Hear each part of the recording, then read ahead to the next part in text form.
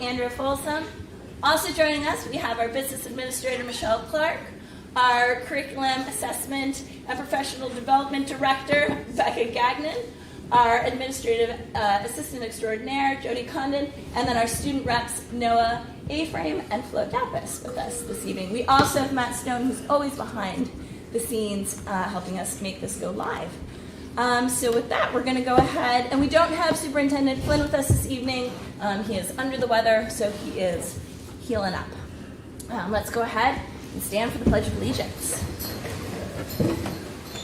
I pledge allegiance to the flag of the United States of America and to the republic for which it stands, one nation, under God, indivisible, with liberty and justice for all.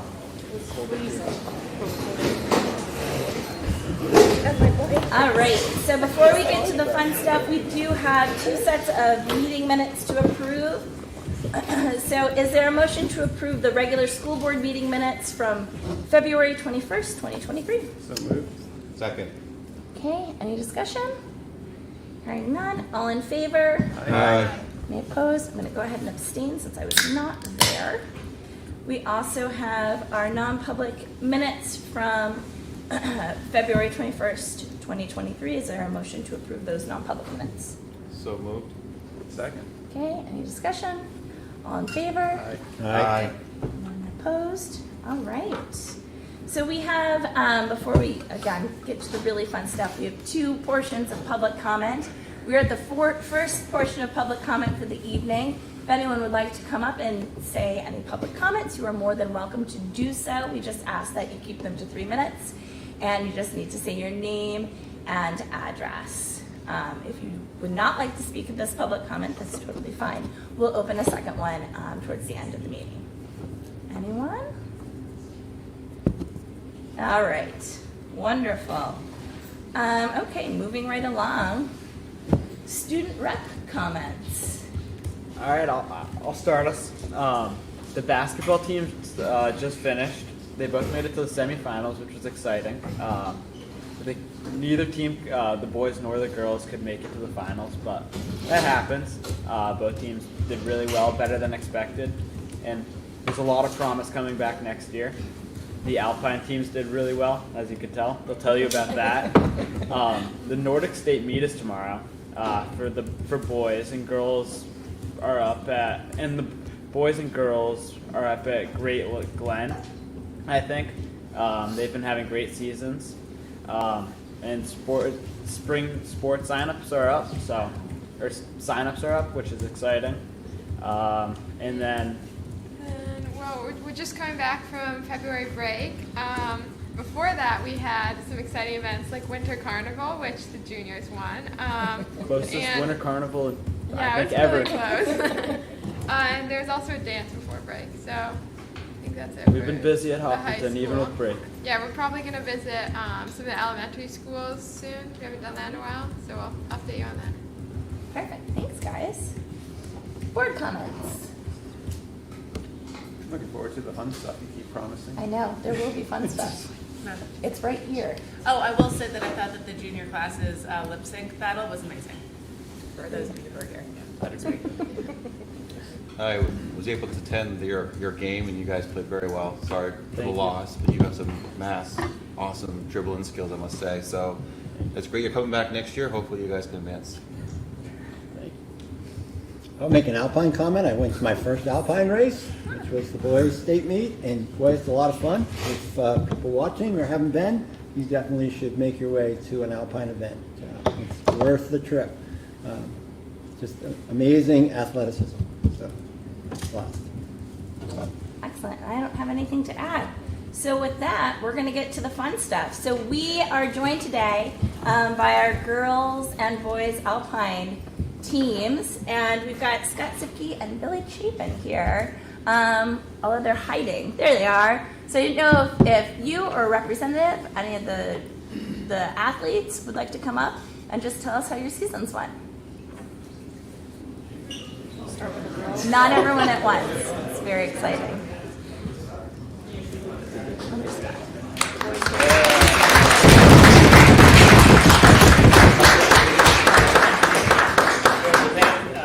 Thank you. give some thanks to the former coaches.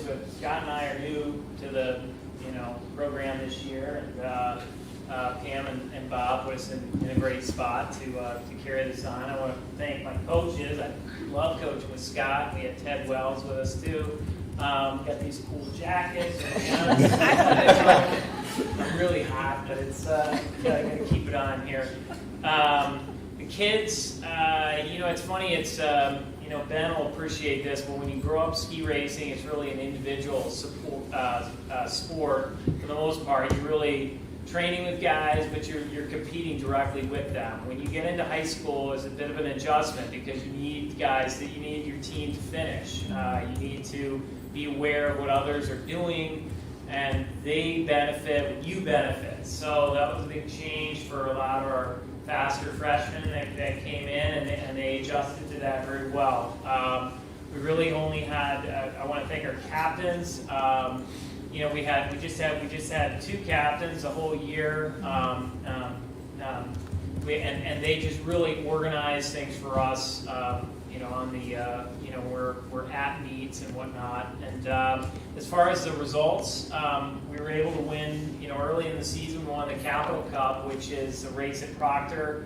That is all the divisions, local division teams like Concord. It was Bow, who else was in there? Pembroke, Bishop Brady. And again, it's a team event. We need to have 8 finishers in that one. Did really well. Our girls team won states pretty handily. I mean, it wasn't really that close. They skied really, really well.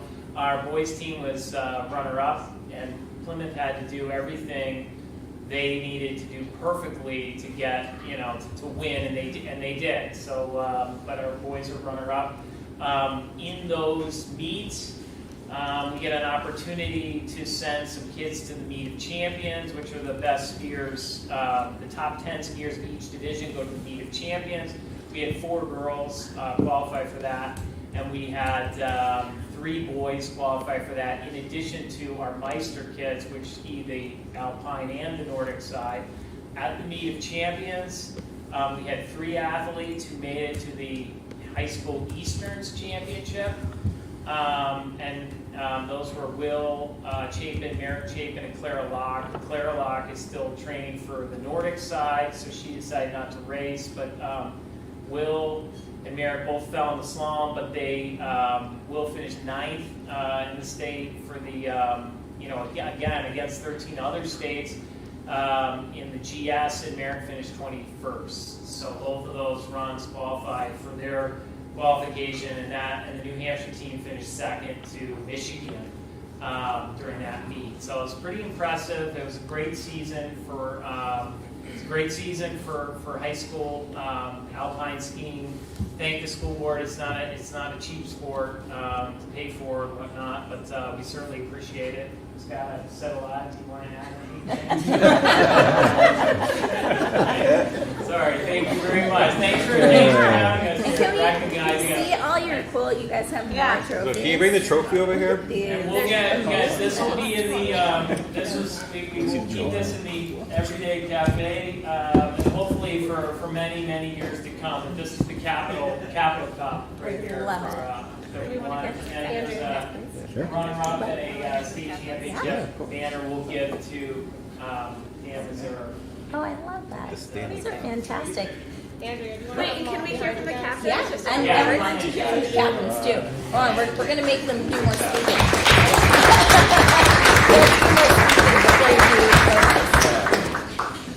Okay, so it was a pretty big team this year, so it was kind of a lot to manage, but it was very fun. And I think just overall it was a really, really fun season and just a great team with a lot of energy. I loved being on the team. Yeah, we loved our pre-race talks at the beginning of the race trail. It was really fun. We definitely had an interesting time collecting and handing out bibs for races and just like trying to get everything in order, but it was very fun and it was a good leadership opportunity for us. And what are your names? I'm Audrey Davies. I'm Natalie Willett. Awesome. And are you captains for the boys team as well? Yes. Amazing. Fantastic. Great leadership. Way to go. Thank you. It's always awesome to go out on top. How many of you guys are seniors? Raise your hand. So a lot of you guys will be back next year to defend this then. That's awesome. All right. That's great. That's awesome. All right. Should we do a picture? We're going to do a photo op. You guys come this way. We'll close our boring. You guys want to go up behind them and stand behind them? Oh, will we be sitting like old people? We can stand. I'm going to stand. Wait, so we're gonna be in the photo? We're in the You guys should be up Oh, yeah. We'll be like in the back. Be in the way. Don't be back to the call. You have to look at Jody.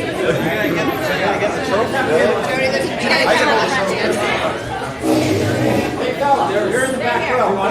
Jody, you want us over here? Get rid of that. There we go. There's Jody. There we go. All right. Perfect. Amazing. Cut me out. Way to go, Chief. Good job, guys. Cameras or actual cameras? You guys know. 3, 2, 1. Fox. All right, great.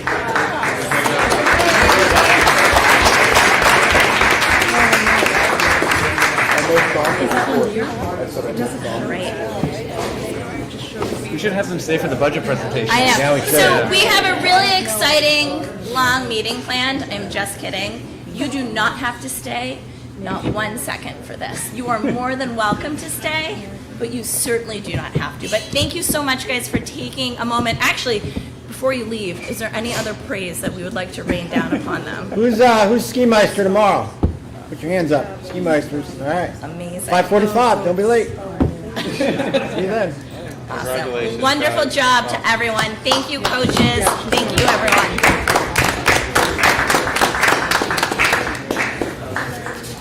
All right. See, I told you it would be fun.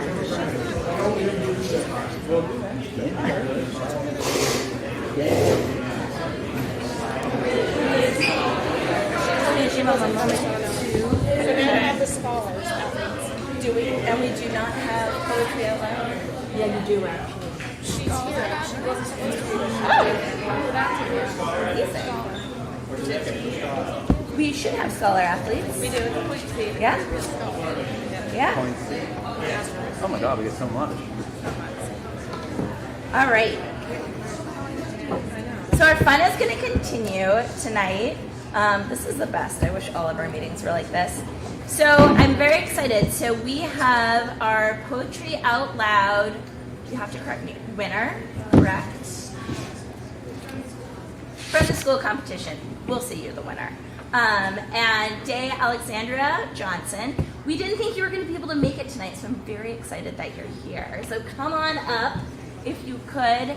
And so if you could tell us a little bit about Poetry Out Loud and the piece that you did. We just wanted to celebrate you because this is terrifying, and I'm so impressed that you were able to do it.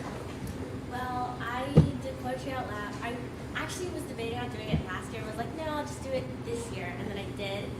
And I recited a poem I actually analyzed for my 9th grade poetry project. That's cool.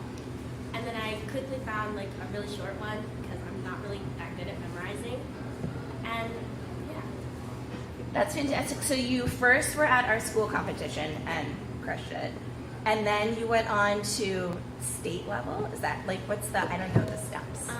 It was the regional competition. Unfortunately, I lost. But it was really fun, and I met a lot of really nice people. That's great. Awesome. Would you be able to recite your poem for us tonight? I can recite one.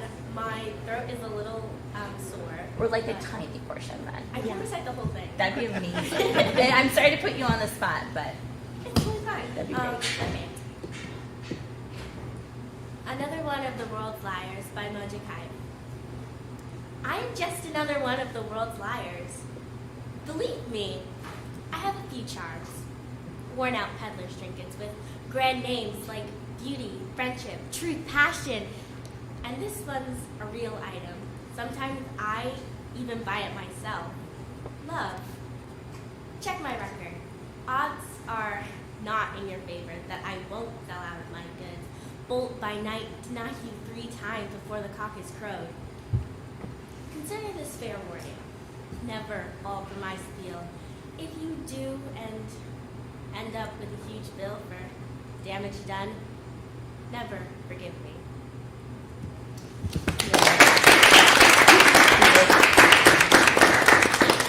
Amazing. Well, thank you so much for, I know Mike is going to be really bummed because he was really excited to see you also speak your poem.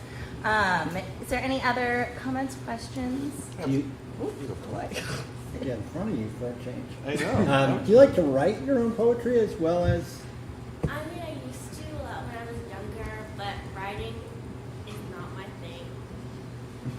I just decided. Thank you.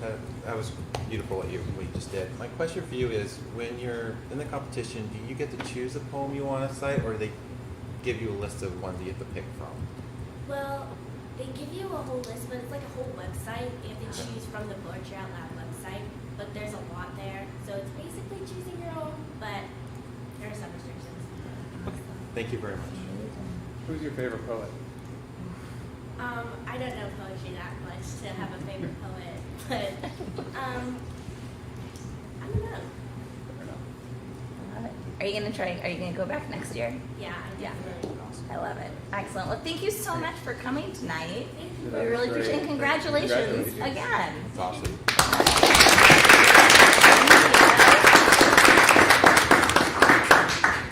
feel like we should do photos of everybody. All right.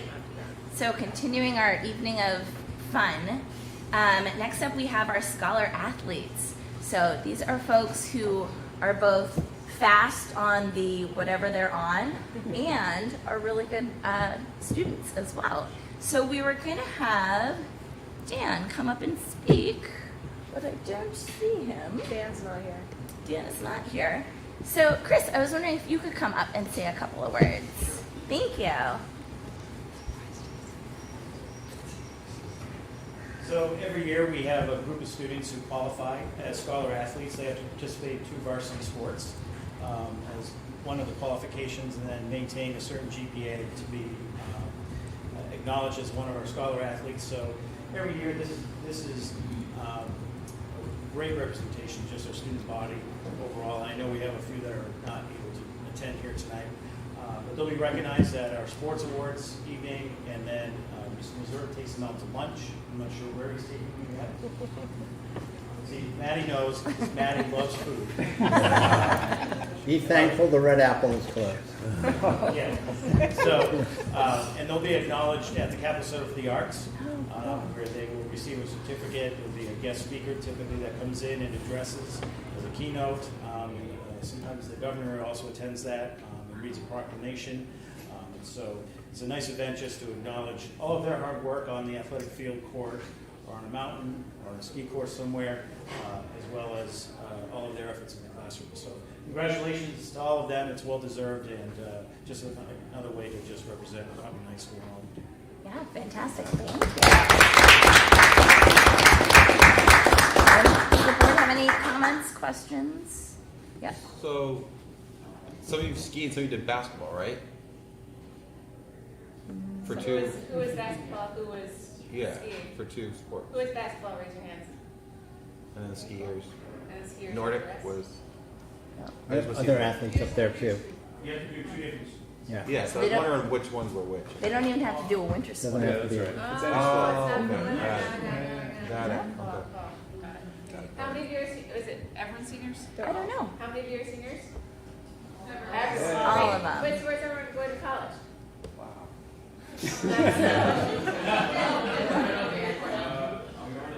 Okay.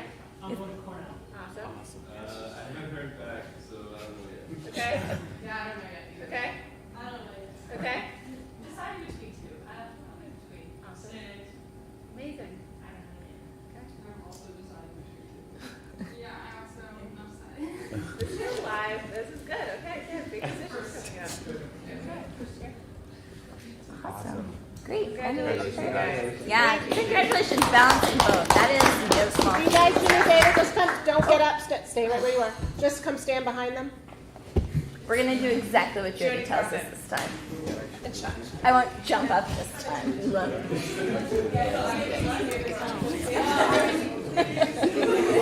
I have to stand behind us like we're old people.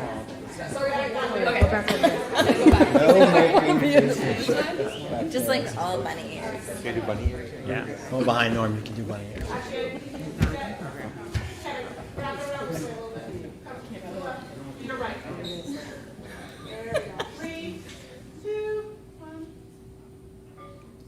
Luckily, it's not awkward at all. Yeah, me too. It's very Good job, guys. Yeah.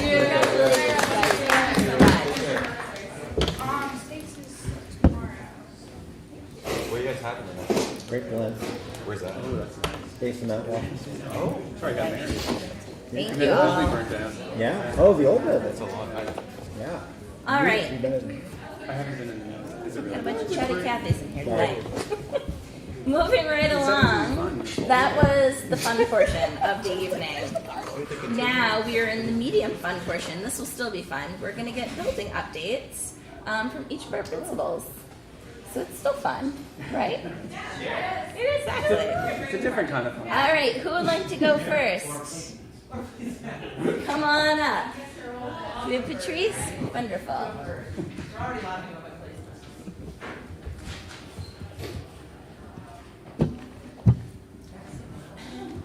You can stand up or you could sit too. I would love to sit. Yeah. Come join me at the end. This feels good. I don't like standing. So Harold Martin has been awesome. We had some exciting things today, and like it's been a while since I talked to you all. So I was trying to go through the list, and I want to share a couple of the highlights, and then talk to you about our cool things that we did today, and then where we're going in the future, if that works for you. So we had 3 student teachers start working with us. So we have a student teacher full-time in grade 1 with Miss Nichols, and another student teacher full-time with Miss Fonsby in grade 3. And then we have a student teacher that we're sharing with the high school for PE. So she's gonna leave us soon and go to PE up at the high school. And it has been so great to learn really from them and see things from their point of view, but also to watch our staff kind of take them under their wings. They were a little nervous at first. It's hard to invite someone into your classroom to take over. And I know that they were like, well, what if I can't do it? What? And I was like, it's gonna be great. And they've done so well and, really kind of helped us see things, even just as an outsider coming in, of like, they'll ask questions that we're like, oh, we didn't even consider that question because we never had to think about that one. So it was really nice. They're doing great. They're naturals in the classroom. The kids love them. It's been a really great experience. We had Read Across America Week was last week while we were on vacation. Even though we weren't together, Miss Marino had put together an e-board of different free books that you could read each day with different themes, events. And then tomorrow we will have our first school-wide assembly to celebrate Read Across America, and we will be reading Billy Blue is Stuck in Goo. And it is going to be an interactive reading. Each classroom has been assigned a part. They made their own little signs. So when the cowgirl comes to help, the kindergarten's going to have their cowgirls and their Western stuff to help pull out.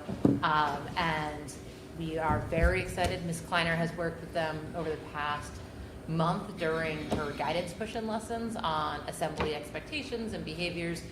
It's been, I think we figured out, like 2.5 years since we had a school-wide assembly. We did our winter concert, but that was just K-1 together in 2 and 3, so this will be the first time we're going to try having everyone together and kind of getting back into that routine. We're really excited as a leadership team. We talked about having assemblies each month and different themes. April lends itself really nicely to our Earth Day and all of our sustainability work and our new composting bins that just laid up. So this is like our trial run in March to our bigger assembly in April, which is really fun. We also celebrated 100 days of school, which was really cool. We had invited families to make a 100-day art project with their students, or students to do it on their own. And we did not expect to get as many as we did. We had so many. We figured we probably had 100-day art projects. We started with one table in the hallway of the pictures, and when we were putting some up on walls, and then we had to get another table, then we had to get another table, and it just like, it didn't stop. They were just all over the place. It was really cool to see the kids looking at each other's projects and then them bragging about which ones they did. There was a few kids who were double checking that each of them had 100, so we did a lot of like, I don't think that there's 100 Skittles on this rainbow, and then we had to count through them all. So, yeah. Well, one student had put 100 M&Ms in a bag, and she was very excited for when she got that bag back. And then I lost the bag. I found it afterward, but I was like, I don't remember seeing M&Ms. And then I'm like, oh, it was in a bag. That's right. She's like, I want it as a snack on the bus. I'm like, don't eat it on the bus, please. Like, and also please don't eat it because I don't know who touched it, but it was good. And then, in terms of kind of what's going on in our classrooms and instruction, we started some kindergarten WIN groups for our literacy. WIN stands for What I Need. So between 9 and 9:30, 4 days a week, we have all of our reading teachers, our IAs, our classroom teachers, basically everyone we could find around us working with us on doing some small targeted reading support for our kindergarten students based on what they need from either the winter assessments we did or some of the pre-tests that we did. And we really looked at it grade-wise. We regrouped the kids. And it's awesome to watch because they really like going with their new reading group. So they get up and they go maybe to a different classroom or to a different teacher, and they work with different peers, and they get to kind of share in that story. And that's been really nice to see. We've also been using the Geodes books that we bought and did some professional development on. And the kids are really funny because some of the pictures are like older, like they talk about transportation, they have like a horse and buggy, and the kids are like, well, I'm not going to go anywhere on this buggy, but I wonder if this horse can jump over this. And but then like they get really into it by the end of it, and like they get that background knowledge. So it's been nice to watch that build. And then finally, the last two really exciting things is one, the library got new carpet. So I have to give a huge shout out to the facilities team and to Miss Marino, Miss Bowman, because moving all of the books and getting the library ready for the new carpet to come in was quite the task, but it desperately needed a new carpet, and that was a project that was from before that got finally done, so they love it. It looks great. I got a lot of texts about whether or not it was the right carpet and when it was going in from panic. I was like, it's okay, and it all worked out perfect. So we had a little bit of anxiety about the carpet when we got there. And then finally, today, grade 3 had a special guest visitor. We got to do a weather lesson with Kevin Skarupa from WMUR. And he came in and taught the kids about different types of clouds and snow days. They schooled him a few different times, and he was like, so I am here for review, and you guys are running the lesson. But it was really nice. They sat and listened. He went through everything from rainbows to tornadoes to snow and old farmer's tales. And they asked some really great questions. A lot of their questions had to do with the green screen and being on camera and how do you become famous. So we might have a future in TV production with this grade 3 team. But it was a really nice visit. Awesome. Any questions? Yeah, questions? Sure. I've had an opportunity with the student teachers, and they're lovely. Yes. They're fantastic. My question for you is, how does it work with them coming here? Is it through an application process, working with the college? How does it work, and how long are they here for? Perfect question. So we actually partnered with New England College, and their Dr. Tebow is their director of this class and of the education program, and she does all the placements. So we have several here. We have several at Maple Street as well. She really worked with us at the beginning of the year, asked us if we were interested. We talked with Mike and said, we think this is a really great opportunity for us. And so we had a couple in the fall who did, their class required them to do maybe come in a couple times a week for a couple hours. The spring semester is really the intensive student teaching piece where they're here from January till they graduate in May, and then they'll leave and go be teachers somewhere else. So that's awesome. It's been really nice and kind of a learning experience for all of us, as this is the first time we're really kind of doing this together. But I really like the connection that we've had and having those conversations. And even Dr. Tebow called me the other day because there was someone who might just need a couple hours this spring, and she was like, so I thought of you, would you be interested in taking someone? I'm like, sure. We really like it. We're having a lot of fun with it, and it's really been a nice piece a nice addition. Yeah, I also like how the district has recognized them on social media. Yeah. You know, so people can get familiar with them. I thought that's been really, really great and stuff. So, like, thank you very much. Any other questions, comments? Sounds like things are going really well. Yeah. Thank you so much. Thank you. Ms. Brown. We saw Ms. Brown at the aquarium over vacation. Ooh. That's right. It was amazing. I remember the birthday. That's right. All right, we'll continue our fun meeting. Yes. I just want to echo what Patrice said about the student teachers. I always describe it almost like a symbiotic relationship where we learn from them, they learn from us. It's a really nice relationship with the college. And I am so proud of the two student teachers we have, Ms. Galato and Mr. Manteau. They are absolutely amazing. They sub, sometimes, and it's just, we're so lucky to have that relationship. And I am not kidding when I say WMUR is coming to Maple Street School this Thursday because Jordan Whitaker, our PE teacher, is running the Boston Marathon. And she's running for Massachusetts Ear and Eye Hospital where her daughter is a patient. So somehow Jamie Staten heard about this, contacted her over vacation. He is coming on Thursday to interview her in front of the school and then film part of Tina Blynn's class. So I thought it was amazing. I mean, MUR will be here twice. So I will send out when they're going to air it and the link, and I'll put it in my newsletter and I'll also put it on Facebook. My dream of the book vending machine is truly coming true. It is arriving next Friday. I worked with Mr. Rizicki this morning, who's been wonderful about problem solving, about how to actually get it in the building.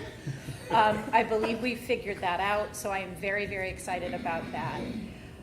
Other initiatives that we have, we're participating in New Hampshire Civics. This is an initiative from Michelle Bickford, and she's providing the 603 mock trial program to the sixth graders, and it's a scenario-based approach where they present a story or a problem to the students that is around endangered species and a solar power plant. And it's great because it aligns with the sixth grade civics and citizenship unit. The mock trials are set for March 13th and the 15th in the library. We're welcoming 4 individuals: attorney Dina Chayowitz, Eileen Fox, who's the former clerk of the New Hampshire Supreme Court, appellate chief Seth Aframe, and attorney Weston Sager. So we've had 2 people come visit this week, and they're very excited. It's like they were celebrities. They thought it was great. Another thing that we have done was the Young Inventors Program. This was through the University of New Hampshire. Michelle Klarner, Jill Smart volunteered their time. It was an after-school activity where the students had to brainstorm a problem that they wanted to solve. So some of the problems ranged from landslides to, we had a 6th grade student whose yarn would get all tangled when she was trying to knit. So they created a prototype, they piloted it, and then they presented it to the school. And the Friday before vacation, they had their science fair and the entire school came in. So it was great. We really enjoyed doing that. And New Hampshire State testing. I was going to start with this, but I figured I'd end with it. We're in that testing season, and I know Becca will talk a little bit about this. We're going to begin with the science testing the week before April vacation. 5th grade is the one grade level that needs to take the most tests. So we'll do it the Monday and Tuesday before vacation to then allow a natural break to continue the rest of the testing. Math will be the week after vacation, followed by reading and then writing each week. That'll allow us time for makeups and give students time to complete those assessments. So yeah, any questions for me? Questions? You always look at me fine. I love the vending book machine. I think it's fantastic. I am so excited about it. I have a couple questions. Who services it? There's an issue. Is it permanently here, and are they going to be rotating books in and out, like if it doesn't sell and stuff? So yes, it's going to be permanently here. We're going to use our Scholastic book points to put in the machine, so it won't be any cost. I forgot to mention, we purchased it through a grant through the Hopkinton Schools Foundation, which was extremely generous. So it's really at no cost to us. And I was able to actually design it on their website. It was pretty quick and painless. I was able to figure it out, so it's custom, which I absolutely love. And what was your first question? the maintenance of it. From what I understand, there really is not a lot of maintenance. It's a matter of putting the books in the machine, and the students will earn coins through our ambassador program, birthdays. Every student will get to use it throughout the year. That's awesome. So instead of getting candy or something to drink, you get a book. And the students are going to help us by generating book titles and things like that we can then stock the machine with. That's great. That is awesome. Yeah. That's like the speed king. Probably me, which is fine. Which is fine. I mean, I could actually, you know, now that I'm talking through it, my student council, that would be a great leadership thing for them to do. That's cool. Yeah. Yeah. I'll load it. Do you help? Will you? Oh, All right. absolutely. Thank you. I love. You heard it here first. I love stuff. Yeah, absolutely. Any other questions for Carrie? No cost of No, it's district. great. to it. No. Thank you. Excellent. Thank you Thank you very so much. much. Thank you. All right. You guys always count me to ask a question, right? You're doing a great job. It's good Hey, question. Chris. Good evening. How's everyone? Great. So, we have a lot going on at the middle high school. It's been a busy couple months, and it's only going to get busier as we move towards awards night and graduation and all the end of the year activities that we typically have planned. One of the things that we've been really focused on, I know Mike has been speaking to you about the middle school schedule. We've gone through several renditions of that. Have had about 4 different meetings with the faculty that are all involved, from world language to unified arts teachers in both middle school teams. So we're pretty close to finalizing that schedule and getting that in place for the start of next school year. And the middle school core teams, several of the teachers are really excited to get things moving, and in the spring are going to start doing some real cooperative team teaching. Both Kim Meyer and Trish Walton. Kim Meyer is our new special education teacher in the middle school, are working together and going to put some things in place, try some things, see what works, what doesn't work, so they're really ready to go at the beginning of the school year. So it's been really exciting to see some of our teachers take a hold of that and think about the possibilities of the new middle school schedule and what hawk time might look like at the end of the day, not an advisory for them anymore. So I'm looking forward to just getting that in place and getting back to being a middle school for the start of our next school year. Professional development stays at the top of things I start to think about or continue to think about. We still are participating with our Universal Design for Learning professional development. We have a workshop this Friday that some of us are going to, and then Jake will take another group next week as well. So we're looking forward to continuing that. We've continued with our instructional rounds. And what's been really interesting to see this year is the teacher leadership come to the forefront. With Jeff Merrill, as you saw, he's talked about that. Sally Olson is now taking more of a leadership role within that, with setting up a debriefing meeting with the members of the UDL committee that have done those instructional rounds, and just debrief what it is they saw, talk about those things, and share feedback to their colleagues. So it's been really nice to see some of that teacher leadership come through, as well as leading different faculty meetings throughout the year. So that's been a real positive with this work that we've done. Tomorrow, Jake and I are attending a workshop to see Jim Knight, who is putting on a workshop that's going to really address different factors when it comes to instructional coaching. So that'll be great professional development for us as we continue to do our end of the year walkthroughs and informal observations, and just how we work with staff and coaching them in their craft. So we're really looking forward to that tomorrow, and just learning more from Jim Knight. I've heard he's a great presenter. I see that he's really all over the country. Every email that I get, either from ASCD or other professional organizations, he's really hitting the spoke, so he's making a lot of money. But it's going to be really interesting to just hear more about being purposeful when we do those walkthroughs or those formal. Not that we're not, but there's always something to learn more from. We continue with our work with the New Hampshire Learning Initiative. And most recently, I've put together a subcommittee from our reporting committee in attending online workshops titled Leading the Competency-Based Learning in Our School or within our district. So we're really continuing to look at how do we balance what we're teaching in the classroom and how does that work towards competency, and then how does that connect to our assessment. So we'll take those. We've attended one virtual session. We'll attend 2 more. We'll take that information back to the larger group and continue that work and moving that forward. Recently, Rebecca shared with us a video that we watched as a committee about how Aspen can work towards or work for us, or with us, I would say, on how do we record competencies and report out on those, the growth of those competencies in our student work. So we're looking forward to continuing that work. So I'm also, because of the work that the Curriculum and Assessment Committee has done and the work that we continue to do in our building, and looking forward towards Program of Studies Night and the new 20 credit program and the career opportunities that are embedded in that. The New Hampshire Learning Initiative recently had a career summit.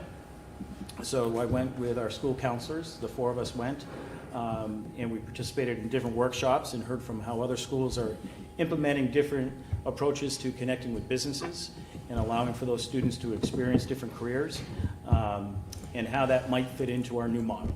So that was really informative for us and allowed us as a guidance team to just talk about some things to just be considering as we're getting ready to, at that time, getting ready to go into classrooms and start talking about the 20 credit pathway. So we've continued to do that work. And then it really had to overcome some of those barriers too. There's obviously there's going to be some barriers that we're not thought of yet because we haven't really moved in that direction, but we're going to be, and we've started those discussions. So I'm excited to just learn more about that and see what doors that may open for some of our students.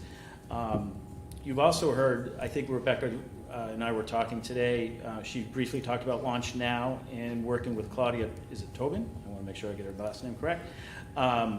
So both the 7th and 8th grade, we had Claudia Tobin in, and she made a presentation. And so our students are starting now in middle school to start thinking more about careers and what it is that they may want to do.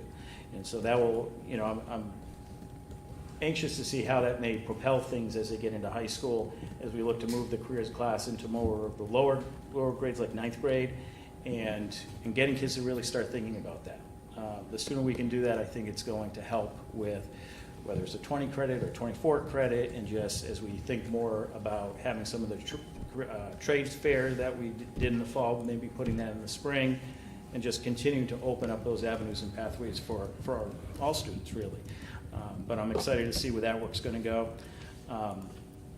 So those are all the different little pieces of professional development that we're continuing and embedding with our strategic plan, our program of studies, and lots of changes this year. It's been a hectic year, but it's been, I think, a lot of good work moving things forward. So we have a lot of momentum. The NHS, I'll pass these around on behalf of Mr. Merrill and Ash. So if you have a place that you can hang one of these flyers, we would greatly appreciate it. Next week we have our annual blood drive. So that's coming up. That's a busy event for our students in NHS to put together. So that's next Thursday from 8 to 1 o'clock. There are some QR codes on there if you want to sign up for that.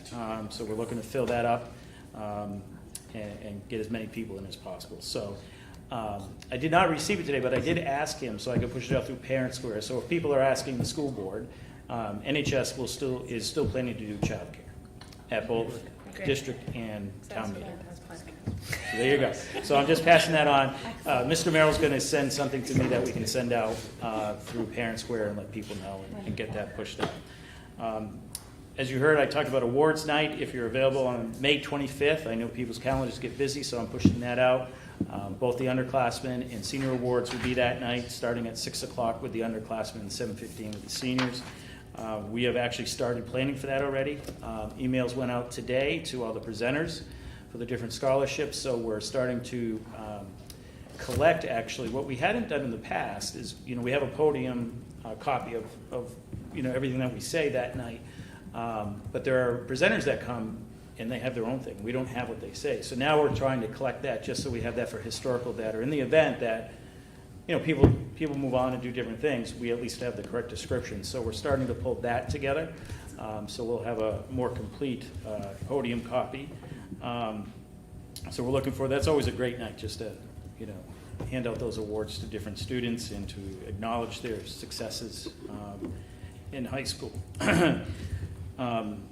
You've heard me talk about the Student Advisory Council that Jake and I run.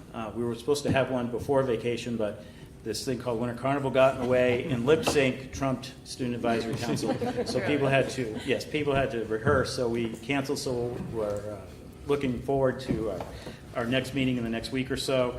And there's been a lot of good things that have come out of that. What's really nice is to hear from staff members working with Jake and with the faculty. So Christina Keating presented today. She's putting together a panel, a student leadership panel, not to be confused, but not made up of our student leadership from class officers, but looking for recommendations from teachers. So we've sent out a Google form where teachers can recommend students. And really the purpose of that is so that students, we can receive feedback. She will receive feedback from students on just their thoughts around the learning process and how or why they not necessarily engaged in the learning process, and how we can improve those processes. So I first see us getting that information back, letting her run that. That's, again, another opportunity that we see a teacher taking a leadership role within the building around culture and climate, what's working for students, and then connecting it back to the work that we're already doing with the reporting committee in UDL. So, and I think it will connect to an activity we did today we did this activity today in the faculty meeting around 4 schools of thought. What do we want our school to look like, and what do we want to be able to do? So tying these all things together, it's been really surreal from the outside as a building administrator to see these teachers really starting to take a lot of ownership in what they do. But not only that, but to see the support of their colleagues. Like, oh wow, this is really neat. I'm really excited to give you these names and hear more about that. So I'm looking forward to seeing the results of that student leadership panel and what we hear from them, what we can learn from them. And I think Flo and Noah may have had conversations with Ms. Keating. I know she had mentioned that today. Yeah. So if I'm missing something you want to add, please add. No, we're really excited about it. Yeah, no, there's going to be a lot, from what we've been talking to about Ms. Keating, there's going to be a lot of student input, which is a really good thing with how big of a deal this is going to be. So it should be good. It should be very good. And that ties right into the strategic plan around student voice increase. I don't know how long ago it was, but Mike had forwarded us, the building administrators, information about the Beyond School Enrichment Grant. And as I continue to think about how we would benefit from something like this, I went back to the BITS program and how much money that costs and how successful that's been and important it's been for many of our students. So I forwarded that information off to Beth Stern, our middle school counselor, who's really been behind this work. So she's working to get funds approved in that grant so that we will look to continue that this summer. So we recently had employees from BITS come in and they handed out their sweatshirts and did that kind of thing. So looking forward to just keeping that going, because it's really, I never thought I'd be talking horses at a school board meeting, but it's just a great opportunity to seeing the kids come alive when they have a chance to get some counseling and work with their students and their friends and ride horses and take care of horses. And you really get to see a different side of those kids that you won't see in school. So that's all I got. Excellent. Thank you. Questions? Norm, do you have any questions? Rob actually has a question. He took it from me. How did the juniors win? Carnival? I don't tally. Somebody's supposed to I cook just the book observe. so the seniors I win. just observe, and I hold my breath when Dave Chase announces. There was some poor judging. There was Some interesting so it's some- pretty subjective when you have teachers judging the students on things like lip sync and battle the bands. So yeah. The I lip just sync was enjoy- really good. It was legitimately really good. Yeah, it no, was. really good. It was. And the seniors who only lost by, I think, 9 or 10 points, a lot of them forgot to show up to their events, which is an automatic 0 points. Yeah. So that would make a big difference. There you go. Yeah. But I will say it was very well run by the student council this year. It was, as one of my favorite sayings, it was an event that was uneventful. If you understand what I'm There you saying. go. Love that. So, Thanks, All Chris. right. Yeah, you're welcome. Thank you so much. Thank you. Yeah. That it lip sync. They like to dance. Yeah, they have to remember to lip sync. Oh, I have my son still. Sure. I was gonna tell it, yeah, but you can go ahead. It's okay. Yeah. I had it in my folder here. I was so excited to tell you the other things. I forgot to tell you the other really big thing in the future coming up, which is our spaghetti dinner is back at Harold Martin. So March 22nd will be our spaghetti dinner and our book fair. We are sending out the flyers to families tomorrow with all the information. There will be a gluten-free option. There are 2 dinner times. We are all prepared and volunteered up and ready to serve spaghetti, but we are very excited to have it back.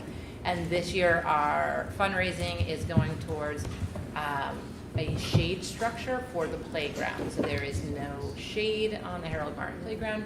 So we met with local contractors and kind of talked through a couple different plans to get an estimate of what that would be like if we got some shade near the tire swings and then down near the preschool playground. So that was one thing I forgot to tell you. That's a very big one. Spaghetti dinner is back March 22nd. Yes, so there. Oh, yes. I love spaghetti. Great. Are they competing? You can send that on Parrot Square. So Yes, I will send that out on Parent Square. just let me know the time. Yes. It'll go out. 5 and 7. You'll get. We'll let you know. Great. Was there more? I had something.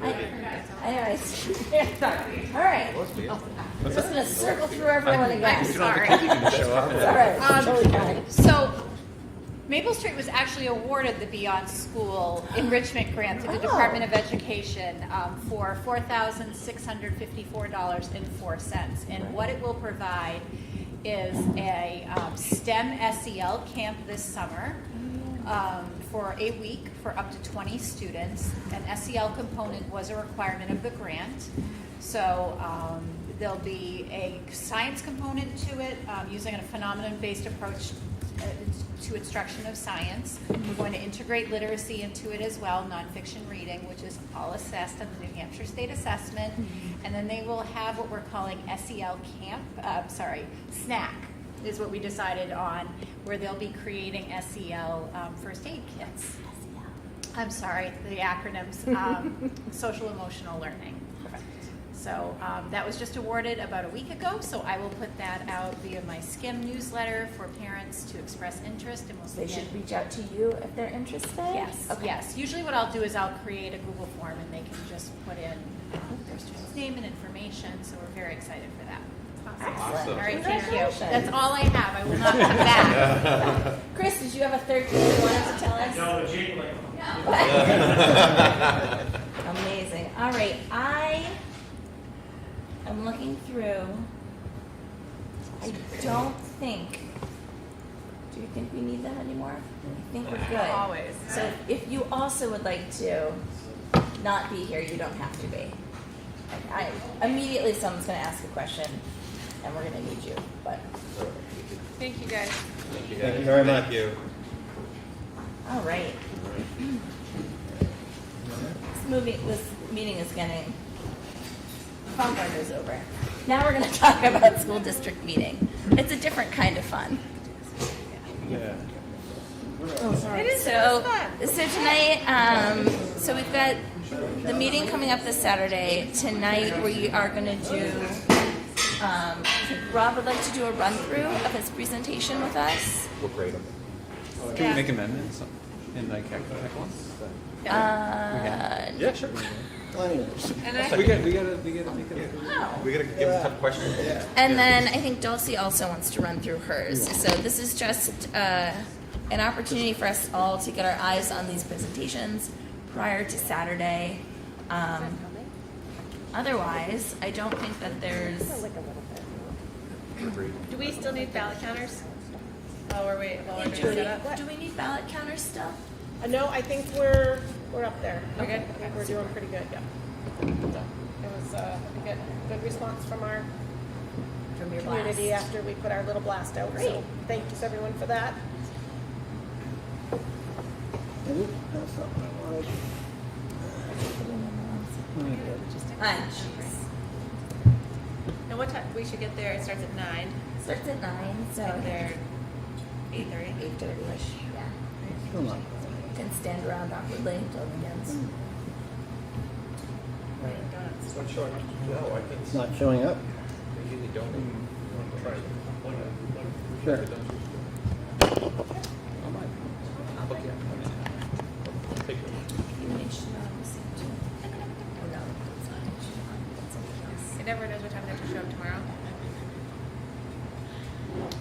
It's in the folder now, right? 11. It is in the folder, yeah. I can move it. We have to serve at 12, so as long as you were there ahead of time. I'll be there ahead of time. I have a staff meeting that was going to move early for, but I can't get till 10 past 11, so it'll be closer to 11:30. I'll drive fast. And then Norm, you know what time to be there now? No, I don't. I got my rolls. 11. 11. Or as close Oh, to 11 as okay. possible. Lunch is served at 12. We have to do table setting, prep, get ready to serve. 11 a.m. Yep. Rotary at 7. Then I have to work. I have to roll. So you got to bake those. No. Mrs. Google went to Market Basket today. Cleaned them out. Well, Jody said I had to get 6. Are you doing Rotary for budget? I just found out last night. All right, so this is a little bit of dry run and feedback for Saturday. Essentially, everything was pretty much taken from the budget bulletin, but that's a good idea for us to do that. So Article 1, that's pretty straightforward. Article 2, the school district budget. I think this one, the only part where there will be some commentary is on the votes. So the school board recommending 4-1 and the budget committee recommending 8-2. So I think it's important, let me back up. So I think when we go to school district meeting, we're trying to tell the story to a whole lot of people that may have not have been as dialed in as we are, or folks who come to our meetings or watch our meetings. So I think it's important that we tell that story.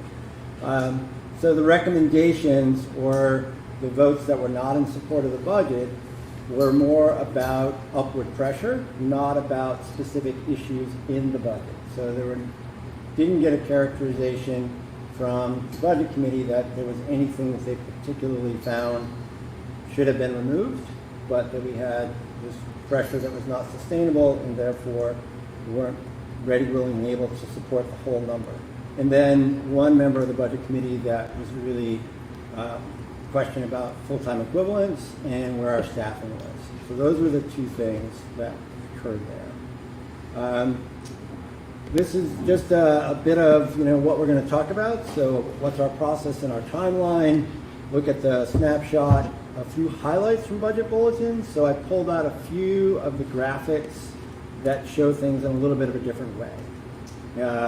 Budget committee vote, I just talked about, so I guess I can remove that. Then a little bit about long-term planning. There's some discussions and lots of concern about the continued upward trajectory of our budget. So how are we going to do to mitigate that in the future, or what's possible?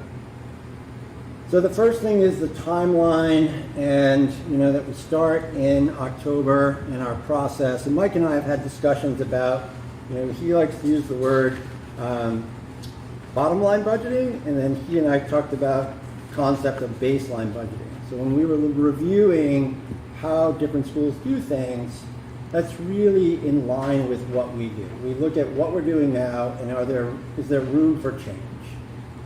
Whereas zero-based budgeting is starting from scratch. That's not really realistic.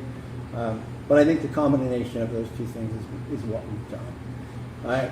By November, so in that October process, those principals, department heads bring us their information.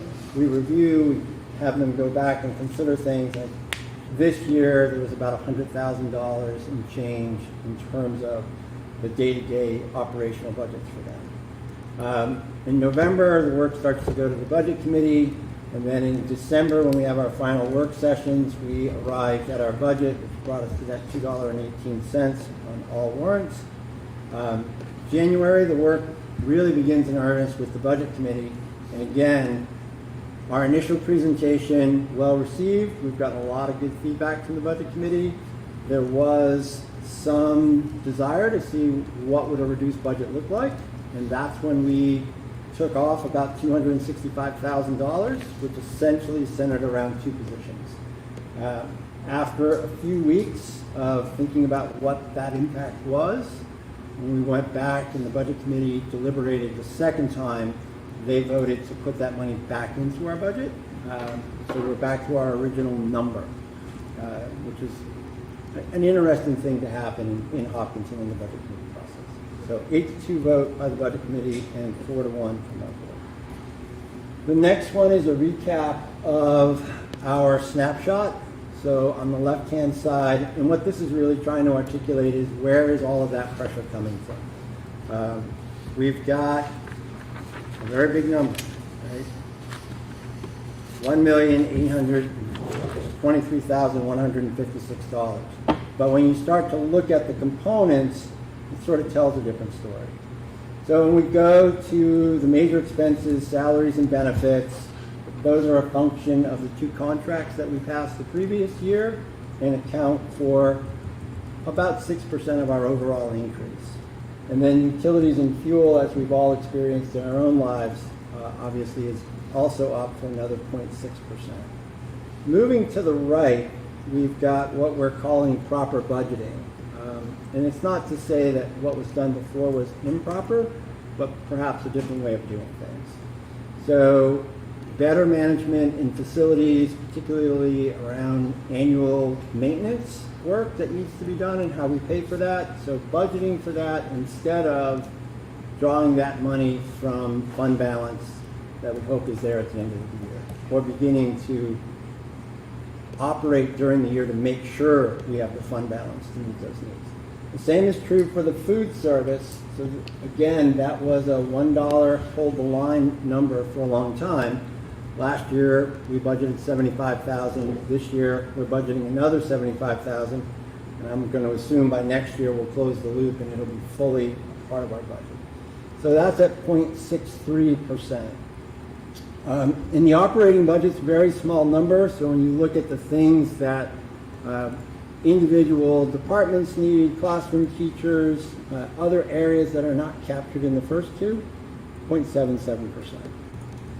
Changes to revenue, athletics up a little bit, other state aid down a little bit, state adequacy is down. So again, the adequacy number is a function of how the state decides how much money they're going to give us per pupil.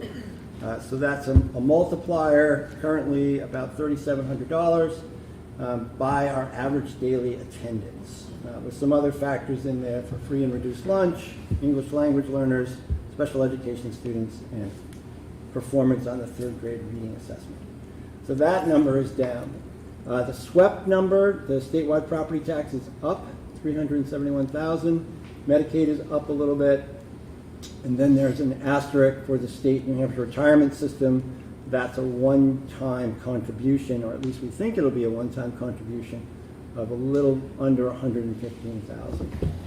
And then below that, you've got our trust fund balances. This is money that we're drawing from our trust as revenue to offset some of our costs. So $400,000 from Article 10, which will leave us a balance of $385,404 in that trust, $75,000 from the benefit trust, which leaves $125,000 there, and our expectation of using $150,000 from fund balance at the end of the year, which leaves us with a tax impact for the operating budget of $1.83. And you can see the individual costs per $100,000 of value on the right side. So that's, I kind of want to, if that all sounds right, so just sort of walk through that document. A lot of folks will be seeing it for the first time. Rob, is this something that you thought about as a handout for folks rather than just on the screen? Yeah, we were talking about that today and was kind of wondering about what the board would feel, that whether we should have all of this as a handout or just have the snapshot as a handout or some other. I mean, I think if you're going to walk through the snapshot, it might just be the snapshot to have, because it is really where the bulk of, the info and the storytelling is. So, yeah, the rest of it is really quite redundant. If I was a student if I was grading my own student presentation, you said that, but I think that I just want to be able to say it in different ways. So, if folks think that's a good idea, we'll certainly get that taken care of. But yeah, I think so, because sometimes the screens are hard to see, or people have vision issues. That this might be a better. I was just checking to the actual report, and this is a little more updated than what we have printed. So that's another good reason why to. I don't know if this is too much work. Could we make it into a code too that people could scan it if they don't want paper? No. You're way beyond me, Norm. Like QR code is not hard. QR cards are Are those hard to do, Matt?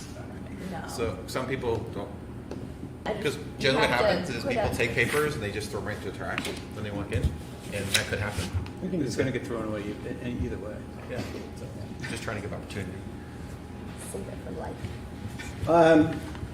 So the next few slides are really very similar information, just presented in a slightly different fashion. So our major budget drivers are the bolded items: salaries, benefits, fuel, tuition, and here we're talking about CRTC and then the food service transfer. So all of those added together is $1,694,174 out of that $1.8 million increase. Below it are, what we might find in a more typical year in terms of our increases. So $238,783, and that was offset by some savings in transportation, which was $109,000. Part of that savings in transportation came about through the decision or the discussion that started in finance, then came to the board of going from 8 bus routes to 7 bus routes. And I think Mike and the bus company feels that with limited impact on travel times and the amount of ridership, that's a doable thing. So my recommendation, I would probably just leave it at this right there, probably, because I mean it's small numbers. I mean, it's your presentation, but I think when you're looking at the big driving factors in our budget, this was approved, of course, teachers' contracts and just longevity. You're getting down to $20,000, in a $24 million budget. Is it important to put in there, or because then you're talking a lot of numbers on the screen where people are going to be like. I think the bold is helpful. I don't think it's bad for people to see. I mean, I'm all in support of the first 5.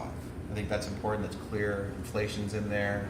We agreed on a teacher's contract last year, and then longevity, in there. But when you're looking at the little things in there, they can go into our bulletin and they can go into the budget and see these little small amounts. Because when I'm sitting there and I'm watching a district meeting, I want to see the major numbers that are really specific in the budget. That's a driving factor. When you look at 22,000, I don't think that's a. Yeah, but I mean, 2 of those at least are above 50, so it's like it's a non-trivial. Plus the equipment's fine, and gasoline, but it's just an observation. I think when you do all of the math, it equals our budget numbers in our increases. Okay. So you want to have it part of the exercise? I'm happy to do what you guys think is good. I think it's okay to include. I think as long as your voiceover just emphasizes the first 5. Yeah.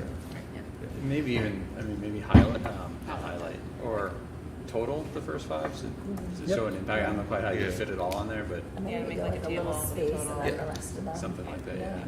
Yeah, that would make That's a sense. good idea. Yeah. I have that on my notes, Jim. I'll transfer it to the side. Good luck.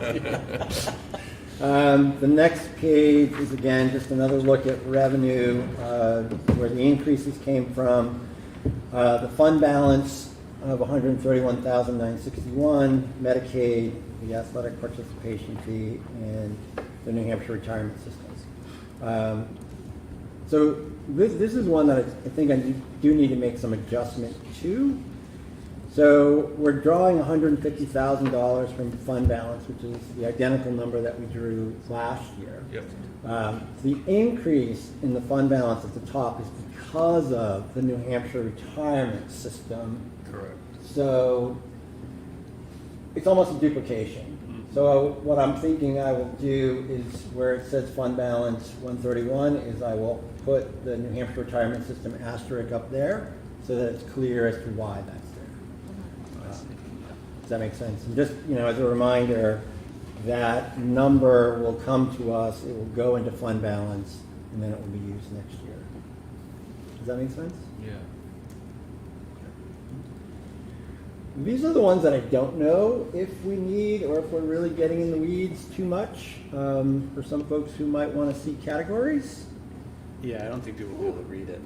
Yeah, it's small. Yeah, not going to be able to read that. No. I think I can't read it. I can. Yeah, but This should be in the, It is in the bulletin. yep. Yeah. And the other thing you can do is you can direct people to the page in the bulletin that they might be able to find this information. All right. Where in the bulletin it is. There's a lot in the bulletin. Find everything. maybe direct people to look it up and then include your voiceover still. Yeah. The other thing you could do, because you're just trying to Because they're all show a the trend, same. right? Right. Is you could show 2021 to you could show like a smaller number of columns and make everything bigger, but just if you're trying to show the trend, but really what you're trying to show is a year-over-year increase, so that's not really relevant, so scratch that. So again, I agree. I think, but we're into some redundancy here, right? With this one, which is more readable. I mean, what I'm trying to show here is sort of, again, that trend line, but also the difference at the middle high school for the FTE question and the percentage. You can see the increase at the middle school is quite high, but it's quite high because we adjusted where those positions are. People that were split middle school and high school are now all middle school. And again, I don't know if that's relative to our conversation or if that's a conversation for our meetings. I mean, I would definitely say Harold Martin because the addition, there's an additional cost in there for that, for the 4 rooms. It's something that. What I think is helpful to show in this, though, is that if you look at our 22-23 and our 23-24 FTEs, they have a difference of 0.43. So it's not like we hired a whole bunch of people. Yep. Yeah, and there's also, I was talking to Michelle about this earlier today, because there's been a lot of talk about FTEs and growth. So if you look at 2021, when we were at 190, so that's an increase of 6, but the reality is that 2.6 of those were a change from contracted services for psych and speech to internal hires. And then the other 3 were, pandemic when we went 4 across, and also increasing some of those unified teachers that were at, 4/5 or 8/10 or 9/10 to full-time employees. What are you trying to tell with this slide? Like, what's the takeaway you want? Because it feels hard to pull that out just looking at it. So Yeah. is it take away the FTEs or is it the percent changes in the budget? I think it was a different way of seeing the changes in the budget by individual school, but also to address the FTE question or concern. I think there's a lot of complexity here. Maybe this is one of those things where people have questions. We could also have it on backup and you can pull up the slide. And also, those are just really good numbers to have, again, if people have questions. Like, I think part of what we should try to do is have a really solid FAQ that we have everything, a lot of numbers pulled up, so we have them ready to go. I agree. Yeah. All right, so I'll work on those 3 and maybe change the format and eliminate them as presented. The next one really talks about, our charge moving forward to how we're budgeting and controlling costs in the future. So I just wanted to be straightforward and remind folks about the CIP, which has changed dramatically, and that, it does not only good development of some responsible maintenance and replacement, but in energy costs, but also our need to fund that. The hiring practices we've talked about at previous board meetings and at the budget committee, that if a teacher retires and we're able to hire them at Master's 5 or BA 5, then the 10-year, year-over-year savings for those 2 things is somewhere between $17,000 and $23,000. So that's another way for us to mitigate our costs by changing how we do that. The strategic plan connects everything we do to finances, so we keep an eye on that. And then I think the biggest thing here that I don't think anybody can answer is what the revenue wild card is. And just thinking about this year, the changes to adequacy number that came in lower than previous years, the New Hampshire retirement revenue that came in, and then Governor Sununu's proposed budget, which would, if you're looking at an average attendance of 950 students, bring us $878,000. So there's so many variables, but we can do our work through CIP and hiring the best possible teachers on our scale where it brings about savings for the long term. Can you add a bullet on the energy audit or the energy plan? 'Cause I think in terms of long-term planning, that's probably a good one to include. Pretty dope. And it's pretty good. And then I guess on the last bullet, I guess revenue wildcard is fine. I was thinking more of like state funding. To be more specific, because it gives us an opportunity to talk about the lack thereof. But if there's other revenue we want to include other than state funding, I think that's fine. I just thought revenue wildcard was kind of soft. Yeah, we like a wild card. State funding it is. But I'm the- going to use keep the the word word wild wild card. card. I'm going to use the word wild card in there somewhere. Okay, yeah, that makes sense. No forecasting ability. Is that the end of your presentation? You have more? I'll wait till So then just the recap is back to the snapshot. Again, major expenses that are, non-discretionary, salaries, benefits, fuel, 6.5%, proper budgeting, doing a better job, 0.6%. Really operating increases across departments, some of which are discretionary, some of which are not, 0.77, and then the costs. And then the final slide is just the overall budget proposal and the amounts. Our fund balance in Article 10 used would bring us from 233. I would say the one thing I would say when you're up there is that we have to use Article 10 because it's maxed out. I think that's important to say up there that We don't have to use it because it's maxed out. Well, we can't put anything back in there. Yeah, right. But it's important for people to know that we're using this. I don't know if that's a. Well, I don't want to say we have to. I mean, obviously we did, but we can't put any more in there at all. Yeah. Right? Okay. I mean, Right. So at the end of the year. the goal of Article 10 is to be strategic in terms of the way that we're able to use it to offset tax impact. And if we are Correct. able to continue to contribute to that for future year stabilization, that's great, but that's a year-over-year variability. It's also a little bit of a risk also, because if we're reducing our surplus at the end of the year, we may not be able to max it out or put what we can put in the future, which will hurt our, potentially our budget process. But, I mean, I would say that the goal is not necessarily to max out Article 10. No. The goal is to manage the budget so Correct. that if we need revenue, there's a source of it. Correct, but if you're taking a large amount out for this year to reduce the budget, and then you have nothing at the end of the year to put back in there, then you're looking at it getting lower and lower, and then harder to do budget down the road. So that's just, I'm not saying you bring that up, it's just a good Well, I point think to put in our I- pocket. I would say that Article 10 is there for years where there is the inability to predict what future budgets are going to look like. Correct. Right? So and in this year where we have a highly anomalous inflationary period with, again, the revenue wild card, this is one of those years where you're exactly there for this kind of budgeting process. Yeah. We do not want to zero it out because we have no idea what's going to happen next year. I'm not suggesting we zero it No, out. I know, but that's the messaging that we want to. Yeah. I think I understand what you're saying, Norm. I think Yeah. to say that we have to use it is not. No, I wouldn't say have to, it's just that we can't put anything into it at the end of the year. If anybody thinks of anything else in terms of changes, please. We should do a FAQ brainstorm and then I've started a doc for Okay. CIP. Yep. Which I know Michelle is knows every number by heart when you ask it to. Yep. Wait, All right. We'll get Good together job. with you on that. nobody do. Super. And then next Nice is job. And then we would move on to Article 3. Right. all right. Can you pull it up?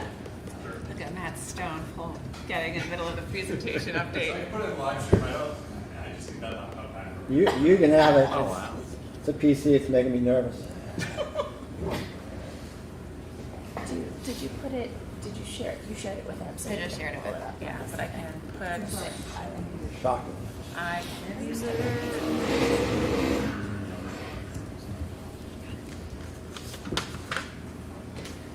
It's got really small on the screen. Like, oh, you can actually see that. It's so hard. Really small. Never mind.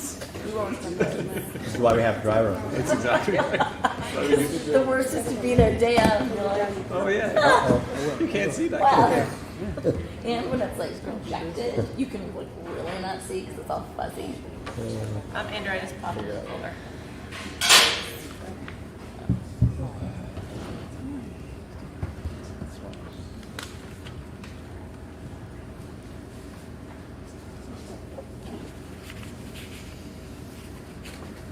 Nice, Smith. All right, so the goal for this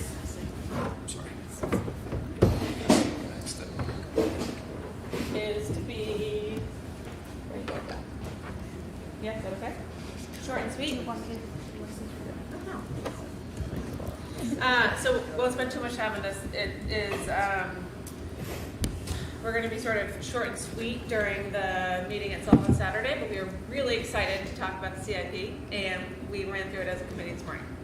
Okay, so basically this is lay of the land. I learned this from Rob Nato in whatever grade that was. Are you going to tell him? Are you going to tell him? So that's pretty much it. Again, reinforcing what the actual article is, so making it clear that we're asking for $200,000 and what their recommendations were. Real quick, we want to be able to talk through what the CIP overview is, which is the definition of capital projects, just so everyone is aware what qualifies, right? First cost of $10,000, useful life of 5 years, non-recurring, or a project requiring bond financing. All right, so that's, yes, ma'am. Sorry, for your previous one, similar to how we talked about the difference You in want me to- voting, yeah. I think it might be helpful to just illustrate that it was 4-1, not because. We want it to be lower, but Exactly. to increase it in ditto from Yes. the budget committee. Yes. Yep. Yep. I can definitely do that. SAU key stats. Michelle, I have a couple updates that I'm going to ask you and Jim for, but basically this is to reiterate, we have a lot of square footage that we manage as a district. And when you're looking at what that total cost is, it's pretty significant, right? We're looking at between close to $35 to $48 million, and I think that's almost definitely gone up. And if you're thinking about what we actually want to be able to do in terms of renewal rate per year, that would be between almost $700,000 to close to $1 million. And again, this does not happen in public education or in school districts, but the goal is to move towards a renewal ratio that lets us actually start to address some of the work that we want to do. Overall, I think that if you've been listening to school board meetings, we've had a new CIP process this year, which is really exciting. We were able to welcome Jim Rizicki, who is our new facilities director. He joined us from Oyster River. And what he was able to do right from the get-go was work with Michelle to understand the work that had been done up to date, and then also do a really thorough audit of our facilities. So he went through and did a walkthrough of all the buildings, looked at the roofs, windows, the envelopes, HVAC units, etc. He also looked at every single piece of equipment that was in every single building and was able to figure out what the age was, what the condition of the equipment was. That is all documented in a spreadsheet that's available on the district website. If I'm lucky, I might ask Matt to put it under the budget info tab on my 90th edition. It might be there. The bill, yeah. And with that, took all that information in, and with the CIP committee, we developed a 10-year CIP plan, which again, if you go to the 2023-24 budget info tab of the website, that is all there. It's prioritized by need and the capital availability, because there are some projects that are highly urgent that go towards the top, but depending on the actual cost, it's kind of a nice triangulated blend of what work has to happen when with the capital that we have available. We also took in feedback from some of the administrators around some of the things that they need. For example, looking at the servers in the libraries or specific things there. It's worth noting that that document is live. It's on the district site and it's constantly updated. So coming out of a CIP meeting that happens close to every 2 weeks, you might see changes that happen there. Also, all of those projects and expenditures that are recommended by Jim go to the committee, then they come here to be discussed by the board through updates or otherwise.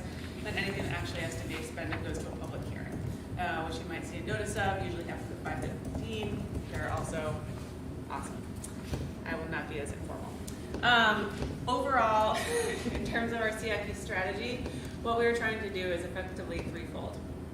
One, move from what I think has been appropriately called a capital replacement to a capital improvement plan. Our district over time has, for various reasons, accrued a lot of deferred maintenance. We want to start to be able to get ahead of that. paired with that, we want to move from a large bonding model where we're waiting for a period of 20 years to address a lot of that work. We were lucky when we did this last bond that we were in a low interest rate environment, so that money was very inexpensive. But if those interest rates change, it is going to cost our district money. Therefore, it makes sense to try to go to a smaller, more stable year-over-year contribution, where that's blended into the tax rate planning. It lets us mitigate work on an ongoing basis and continue to sort of chip away at it. And as part of that, we want to start to get towards a more level appropriation for the CIP. It would not be appropriate for us to go from $0 tax rate impact or $50,000 tax rate impact to $350,000, $400,000. That would be a shock to our town. So what we're trying to do through the plan, and you can see that in our doc, is start to increase that year over year so that we can get there, but not in a way that feels like a shock to taxpayers. This year's request, it's worth noting that you're able to see here in the new format, you're able to see the building that's here, what the actual work is, what the item is, and then what the cost is over in that final column. If you were to open this up on your phone, probably not the best for viewing on a mobile device or your computer, the first tab will show you this in a scrolling year-over-year format. Anything that's in gray is work that's already been done. If you look at the second tab, that is a building-wide year-over-year sort of left-to-right format that matches the town's CIP. But this is what we're asking for this year with a target appropriation of $200,000. It's worth noting that there are pieces here. You'll see HVAC mentioned 3 times. HVAC over the coming years is going to be a bulk of what this district is going to be addressing because a lot of it is at the high school and has not been updated since the 1998-1999 project. This is also an eye where we can start to look towards sustainability, but really the bulk here is this is the work that we're asking for this year. We feel really strong about it, and like it'll put our district in a good spot for next year. So again, we would like to raise and appropriate $200,000 for CIP. Questions? All right. And I'll talk more slowly, but is there any updates / anything else I can do? It's the dance of not too much information, but the right information too. So that this year's request is going to be hard to read. Yeah, I can make that. I can figure out how to format that. That was literally a screenshot from this morning. I can tell that's fine, which is fine. Yeah. But even from here, like the red is tricky. Okay.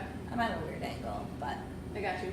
I think Andrea asked that you're going to talk about how we got to 200,000 in the beginning. How we got to 200,000? Yeah. Okay, so they're going to know why the budget committee did not support it. 2 people, because it was not. Because they want it to be higher. Correct. To start to, I think it's very important for people to understand. Okay. Yeah, gotcha. Any other additions? Great. great. Thank you. Thank you. Do you have any other questions for us? Let's No. feeling okay? Jazz. Okay. Super. You crushed it. Good job. Jazz. All right.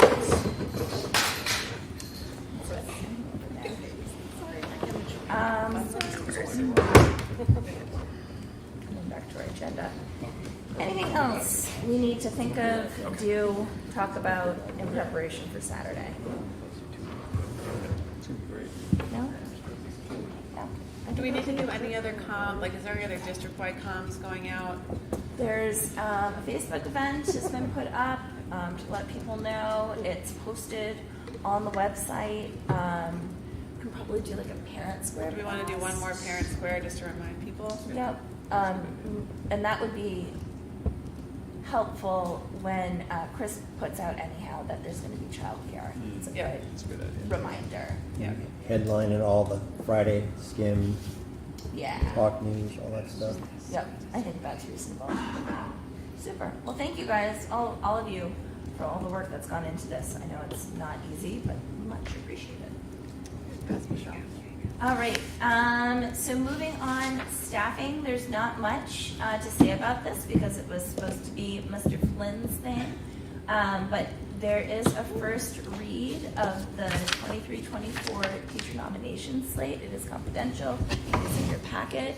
If you have questions, they would need to be asked in non-public. And I am not Mike Flynn, so I don't know the answers. So we would need to wait for a different meeting. Sounds good. But that's just an FYI that it's there for us to take a look at. All right, so because we love presentations tonight, we're going to turn to Becca for another presentation, which will also be great. This presentation started in the Curriculum and Assessment Committee, and this is all about, she'll show us. I'm not leaving. Assessment data. She's running away. Mic drop. She's done 35 pages. She's out. Oh, yes. I And know the numbers are hard, so try. That's not 35 pages, it's around. Yeah. Nope. It's really 35 pages. What is?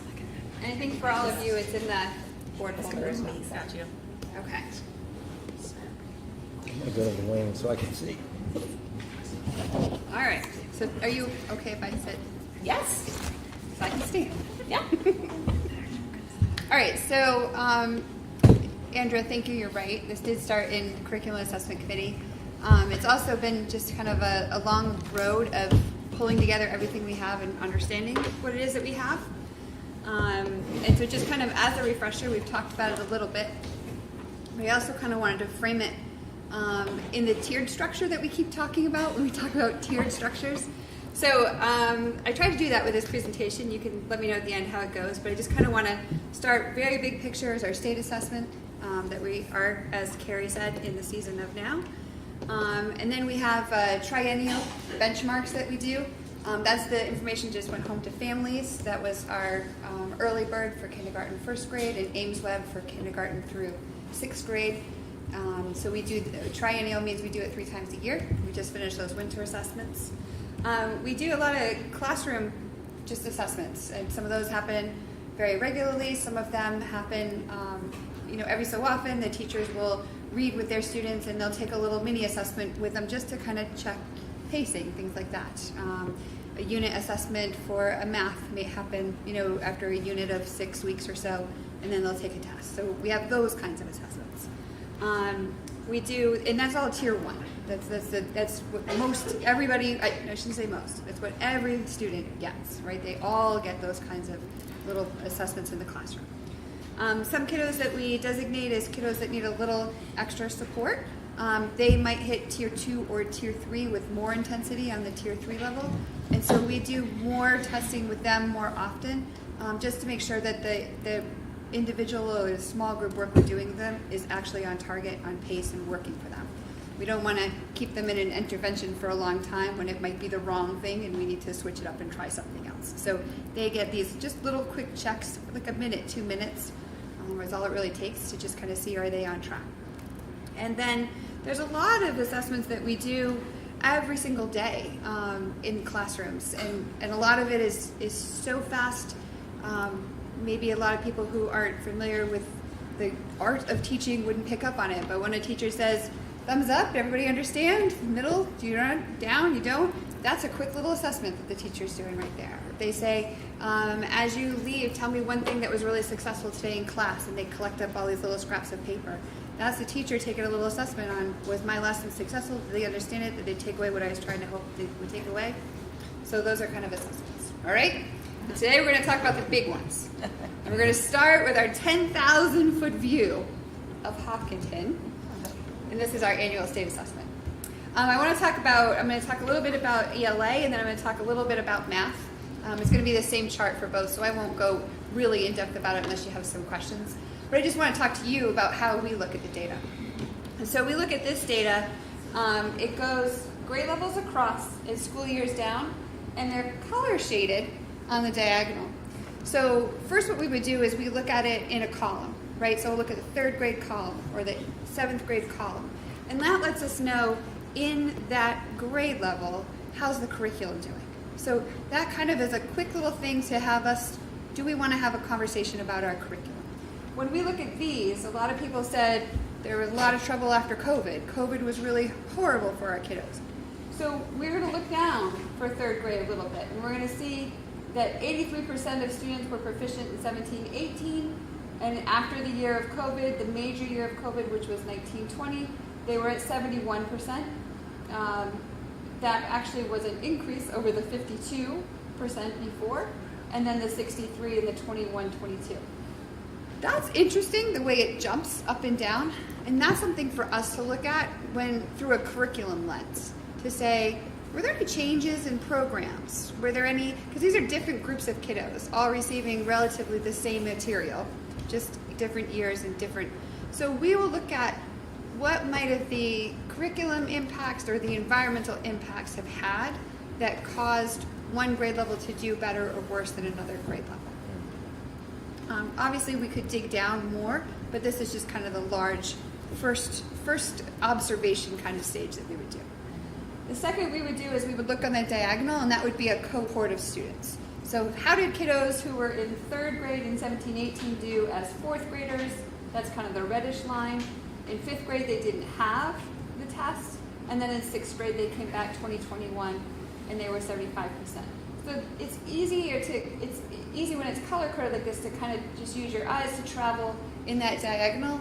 And there's where we talk about, was there significant impacts due to COVID on certain groups and populations of students? For some, you'll see yes. For others, not so much, which is really interesting.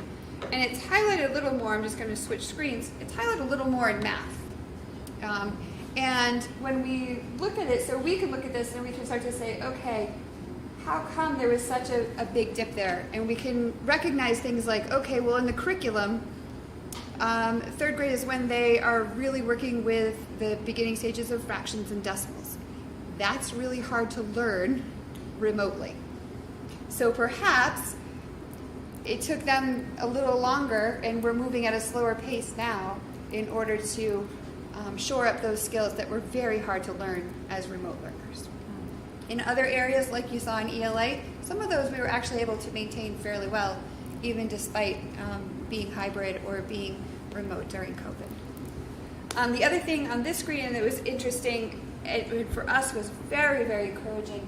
If you see the double stars across the bottom for the 21-22 school year, that was the first year of our new math program.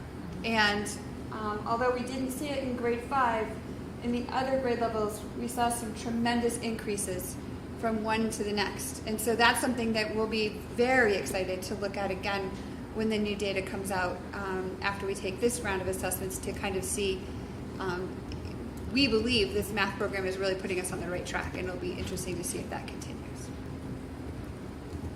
We're good? I'm talking fast. Okay. All right, we're going to zoom in a little bit.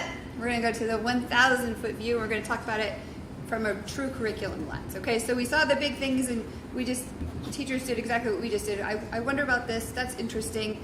You pull out little things that make you want to dig a little deeper, right? So that's what the state assessment does for you. Things that make you go, And so then we dig in here, and we start to look at it more in depth, right? So from this one, I just want to talk to you a little bit about English language arts on the New Hampshire SAS. So typically, the English language arts assessment is broken into 3 pieces. There's an informational text, and there's a literary text, and then there's a writing component.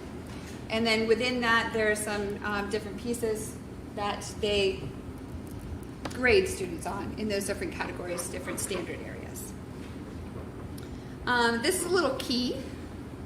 For those of you with a handout, it'll be easy to see it with the next page. For those of you watching on the screen, you'll just need to keep in mind. But basically, there's 2 columns that we see when we're looking at our scores on a more drilled down basis. The first one lets us know whether or not they were proficient, with a check mark saying they were above, a circle with a line halfway through it shaded that they were at or near proficiency, an X if they were struggling, and if the population size was less than 10, we'll get a star because they won't report out on that. So if we had English language learners, we have less than 10 in a grade level, they would be a star. We would not see the results in a group. Similar to that, they let you know, is this an area of strength or an area of weakness for your school, and for that, or that grade or that class based on how you're doing with the rest of the test. So for a positive, you'll see it's a strength, equal sign, negative, and again, that star is less than 10. So this is just one of our samples, looking at one of our grade levels, and we were able to see it breaks it down by those different standards and strands, and so we can really start to drill down and see, okay, where are we more successful and where might we be struggling? I could tell you, interestingly, our students are very good arguers. Argumentative writing is very good for our students. And within that, conventions we nail out of the park. So on a 0, 1, 2 process, you get points for your use of conventions. Our kiddos, at this grade level, 90% in an argumentative essay, were able to get 2 points because of the details and the conventions that they used. Where we would start to have conversations again around curriculum is when we look at things like evidence and elaboration, organization and purposes. We average about 2 points out of 4 for those. Those are some areas we could dig down and really start to talk about what does that look like in our writing in our classrooms right now, and what might we want to do with our writing. I can say what was one of the conversations that we had from last year to this year and made some changes, particularly Maple Street School, said, we always start out with narrative writing. We don't necessarily get to some of the writing that's needed until after they're taking the assessment. So they switched the order of things this year. They're going to do narrative writing at the end of the year, and they started with informational and argumentative writing, so that the kiddos have a little more practice with that and can build evidence and claims. You don't really have a claim and some evidence in a narrative opinion kind of piece. Yes, opinion piece. Okay, so there's that. Any questions? I'm zooming through. I'm going to talk instruction a little bit. We're still at that 1,000-foot view. This is a different view of Hopkinton from 1,000 feet. And just want to remind again some of the data that we gather and how we're going to use it through our instructional lens. We talked about this a bit, so we will just zoom in. I'm going to focus right now on the top part of this diagram. So this is a diagram we've started using in our schools to really talk about the flow of data conversations, to make sure that we're all speaking the same language and we all have the same expectations of each other. So right now we're in the process of ensuring that our teachers have time to sit with their classroom data and really understand it. So we've done some professional development around the different types of assessments that we do, how to read the results from those assessments, and really know what's going on from a data perspective in your classroom. I think our teachers know their kids very, very well. They see them every day. They have good intuition and they have great checks daily. So understanding these larger assessments and how to weave that in to your classroom piece has been really important for that. So we do that. Once the teachers have that comfort level and they've been able to wrestle with their data, giving them an opportunity to kind of do what we just did, the I wonder and I notice and things like that, to jot that down, and then be ready to bring that to their grade level teams and have the conversation at a grade level. So I could say, I saw this with my students in my class, and maybe you saw it too. So then we can talk about it as a curriculum piece versus, nope, no one else saw that, just me. Maybe it's the way I teach it. Can you show me how you teach it? And I can change up my style there. So there's some conversations across that top that we can have that really talks about our curriculum and our approaches to teaching that curriculum to our students. A lot of that we use, those conversations happen through AimsWeb. That really is the data piece that we use for the instruction and curriculum kind of conversation there. And these are the beloved trees that we have.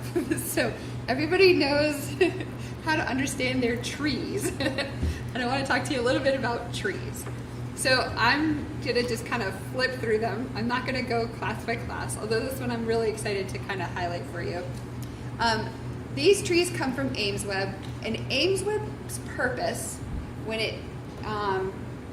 we benchmark assess our students, so when we test them in the fall, they say your students are either green, yellow, or red, if they're in the green, they have an 80% or better chance of meeting grade level expectations this year. They are on target to understanding their grade level material. If they're in the yellow, if they're tier 2 in the yellow by these charts, you might want to watch.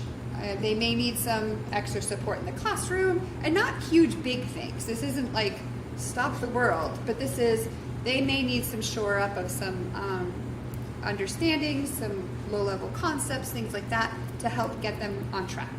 If they're in the red, that's kind of a let's pause, let's go student by student, let's have a conversation, let's make a plan.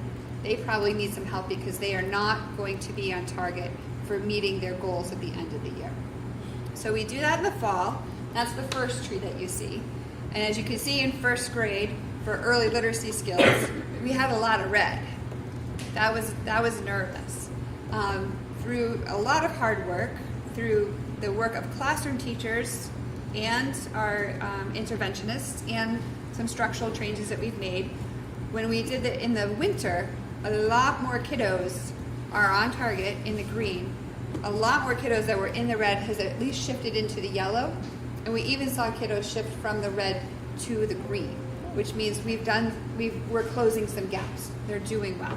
You'll see the silhouette of the spring triangle still waiting, and so when we do our spring, then we'll have all 3 trees to look at. In math, again, you can see this across the board. It really speaks, I think, to our new math program and the way kids are talking about numbers now and really working with numbers. Across the board in math, they've started pretty high in their second year, and even by the middle of the year, we are not concerned at any grade level. There are not major concerns about what's going on in math, which is really good to see. So there we go with all of our trees. All right, zooming in a little bit more, let's talk about closing the gaps. So let's talk a little bit about the yellow and the red that you just saw. One of the things that we have been interested in, and before COVID, we had engaged in some conversations with the state because we were starting to see a considerable gap between students who were identified and students who were not identified in their performance on the state assessment. It's something for us to pay attention to, and it's something that we don't want that gap to grow. So we've done a little bit of analysis, and this chart talks about that first for English language arts and then for math.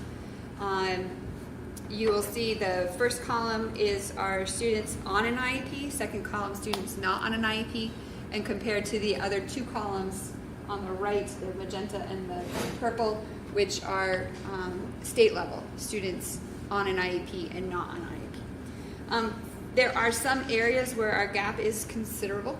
There are other areas where our IEP students are performing close to the state typical student level, which is great to see.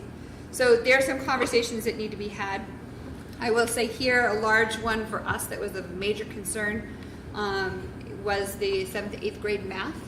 In particular, that was part of the impetus of looking at a new middle school schedule, so breaking them out of the block schedule where they don't have consistent math instruction every day, switching them to an opportunity to have a concise block of math every single day, and they are shifting into the new math program. We think that those 2 things combined together will really help our math scores.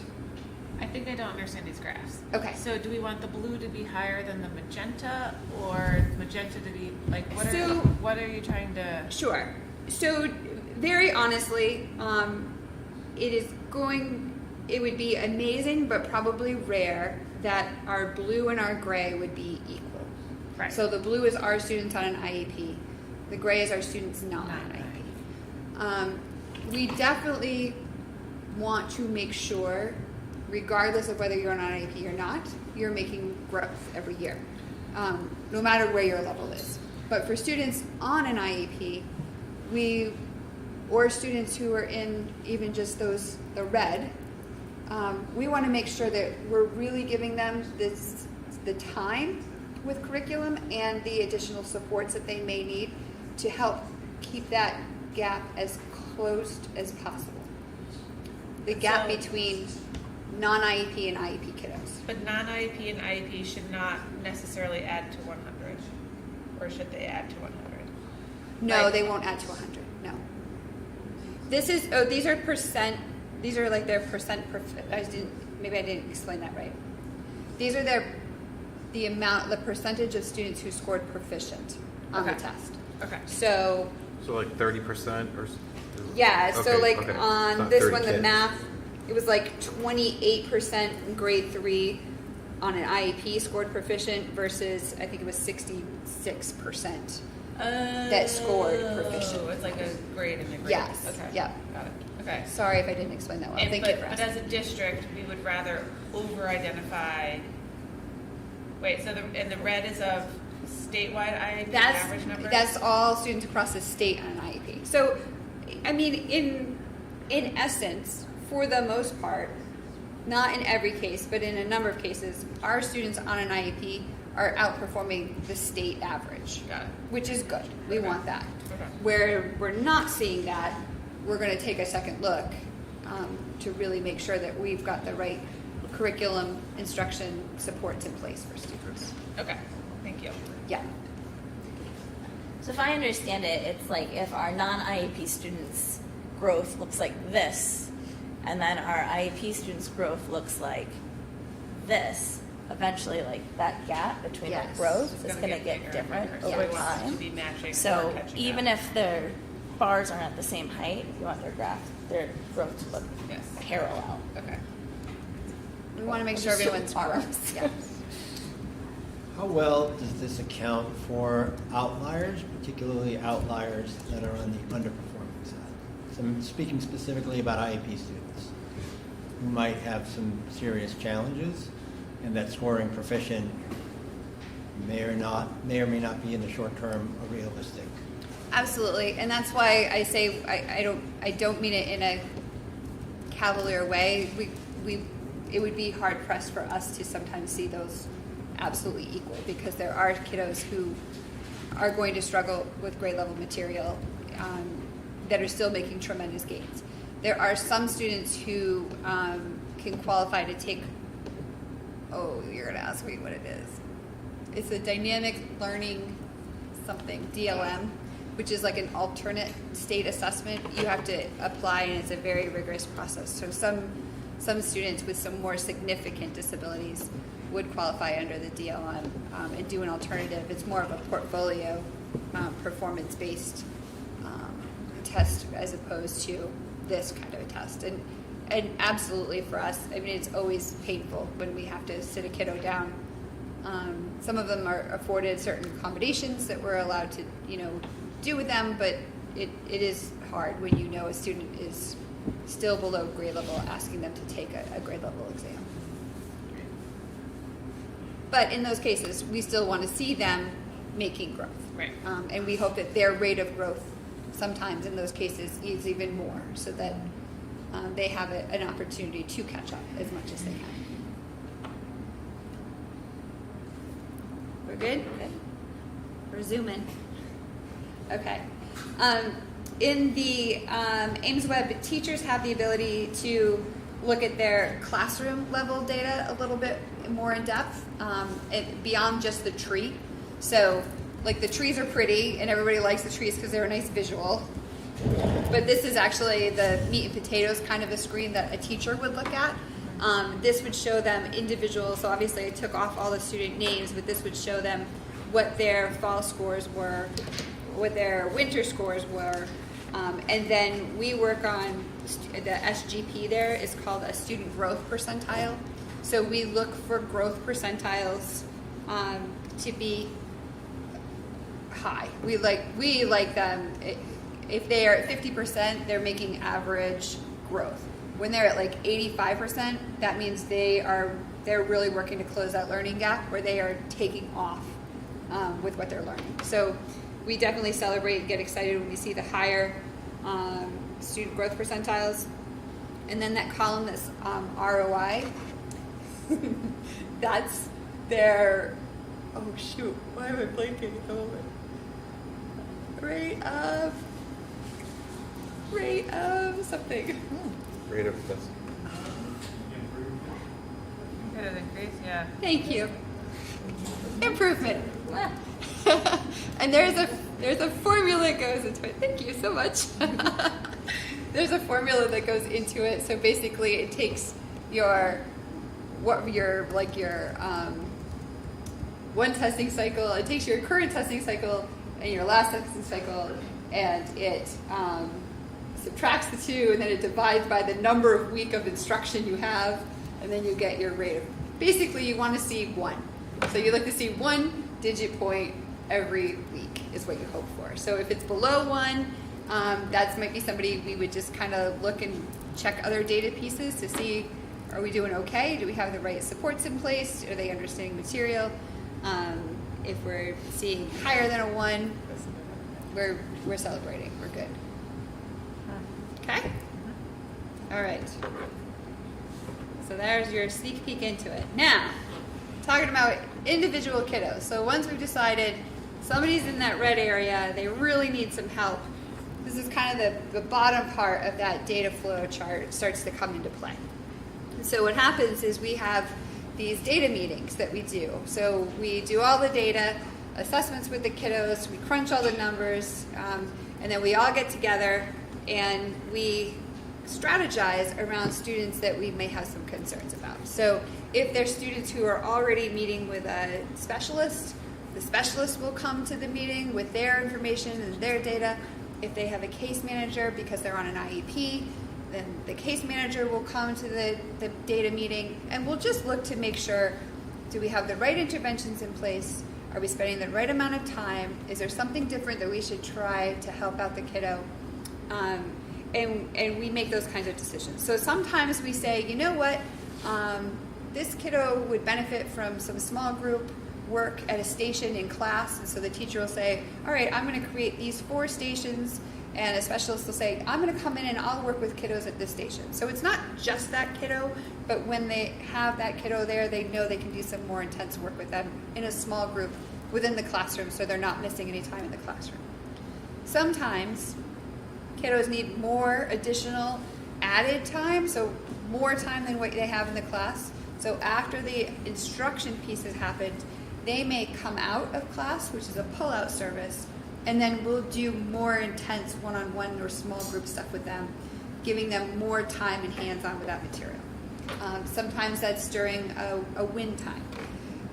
What's nice about the win time that you heard the people talking about earlier, the principals earlier, is that we also can use that time to identify and help students who we know are at the higher end of the chart too, who are really screaming through the curriculum, who really have a grasp of what's going on in the classroom, and we're ready to just ignite them and send them the next step. So like when we have kindergartners who are full avid readers, being able to do a win group for them where they can read and get really excited about that next layer of journaling and conversing about books, and reading some more challenging things for them, like that's that opportunity to do that. So those are the kinds of conversations we have, and those are the kinds of decisions we can make.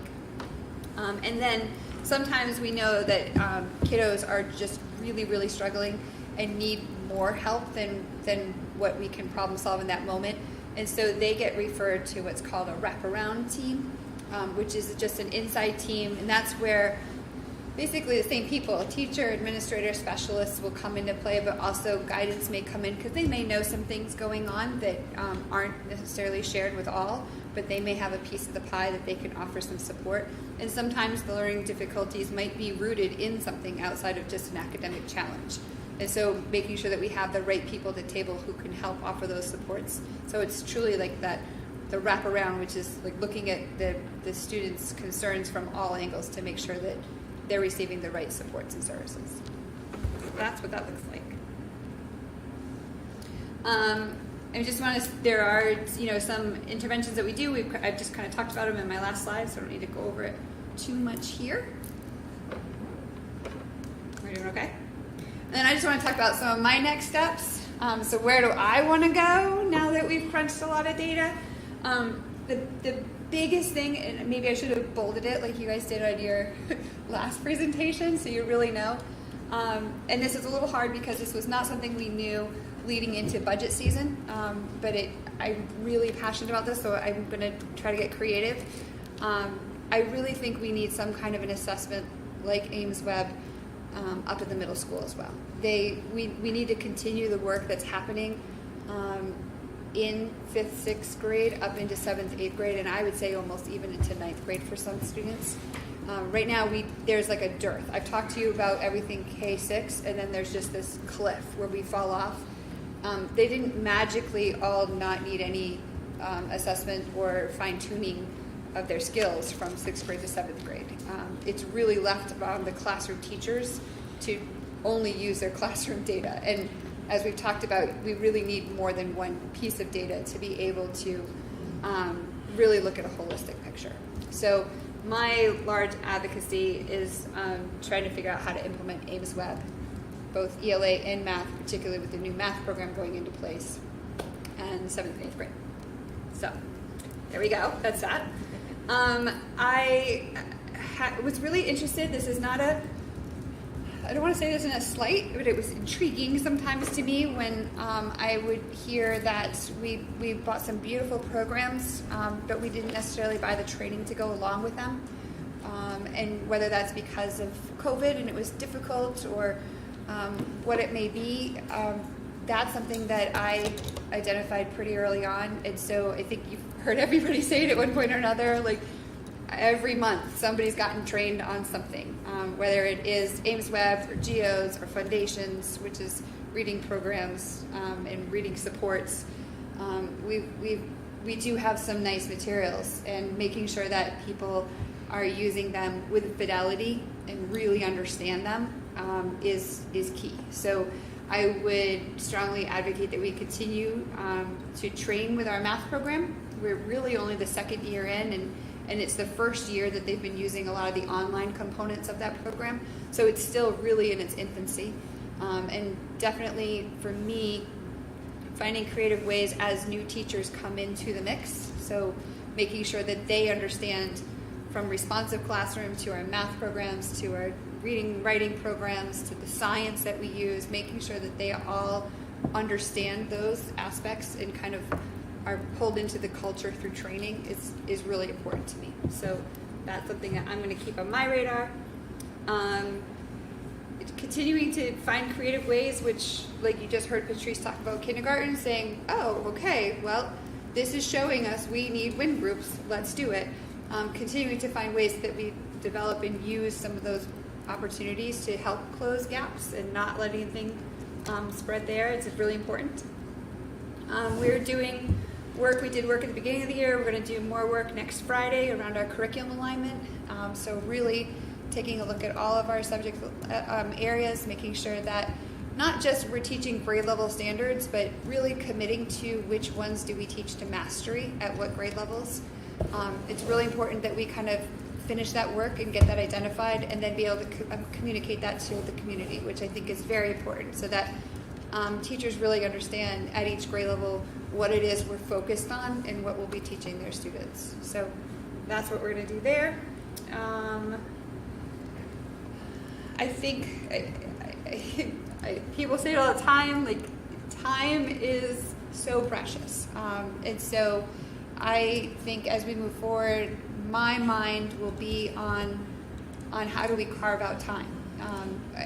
I just talked to you about a lot of conversations that teachers need to have, and they also need to teach students. So trying to find the balance between planning for the work, executing the work, and then assessing the work and making new plans around the work, it's a lot. And it takes a lot. So I want to make sure as we move forward with different schedules, different contracts, different whatever, we really do keep in mind time. I think for teachers that it's really important, and I appreciate the work that the elementary schools are doing right now to try to develop schedules that reflect more cohesive time for people to meet and talk. A lot of these conversations are not ones you could just have in a hallway because you see somebody and go, ooh, can I catch you real quick? Like, these have to have a thoughtful plan and time to prepare and then time to follow up. So that's important. And then finally, it's kind of why I'm here, in addition to all these other pieces, is just really making sure that what we teach and then how we're reporting that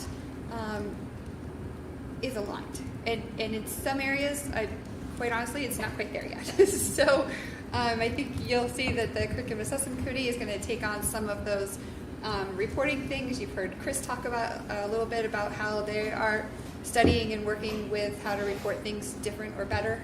So we'll probably take that on in a bigger lens, district-wide, and work with that. So that would be my final area that I may turn into a goal in the future. I'm really going to stop there pretty much, other than to say, if you have caught the data bug because we've had so much fun and you want to go a little further, I really would encourage anyone to look at the iReport section of the State Department of Education's website. They've done a lot of work to build out the whole iPlatform. But if you Google, or if you search for iPlatform on the state site, and then dig down to the iReport, you can actually pull up report cards for each of our schools. And again, I'm not going to go through them piece by piece, but here they all are. And so you can really kind of see what's going on at each of the schools and how we're looking. And I'm going to stop there. Awesome, thank you. That's amazing. Questions? That's a lot of data. I have two questions. Yeah. So I'm assuming that Ames Web exists for 7th and 8th grade? Is that? Yeah, so it exists 7th and 8th grade, and they are right now looking for pilot schools, which I didn't think we were ready for, but they're piloting out the high school piece as well. And with the change to a true middle school model, would that system change support some of that common time, whether it's for It people definitely to go does. over that? Yep, that's one of the nice benefits is that it does, it affords the common planning time for teachers and specialists and case managers all at the same time. It has what Chris referred to as hawk time, which is our win time there. So we will be able to identify areas for students that need shoring up or extension and be able to offer those small group opportunities for kids on an ongoing rotating basis, which is really nice. Thank you. Yeah. Don't forget your slide on understanding assessment data night for caregivers. Well, I wanted to do that, but so when I'd asked everybody, would this night be okay, I should have been more clear, like, do you have other things going on the night before, and people might not want to go out 2 nights in a row. So now I'm nervous that if everybody wants to go to pasta night, then they wouldn't go to data night the very next night. So I am pausing here, and I'm going to go read this. Pasta and data. It's a winning team. It's a really good idea. I like that idea.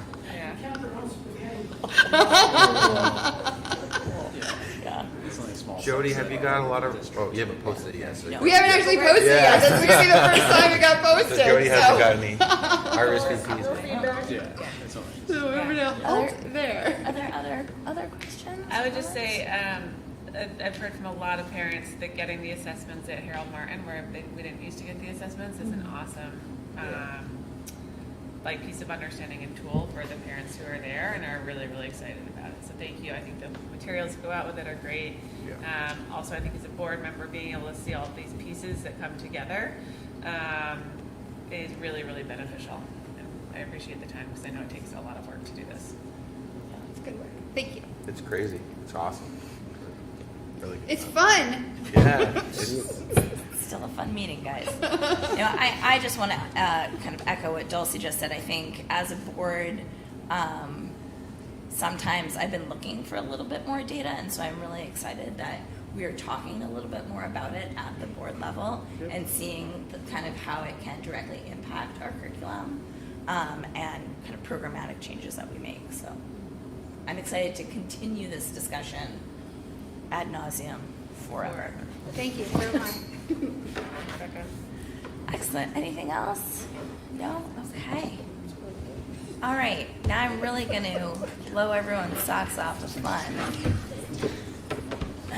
Because I've got policy. Yeah, you do.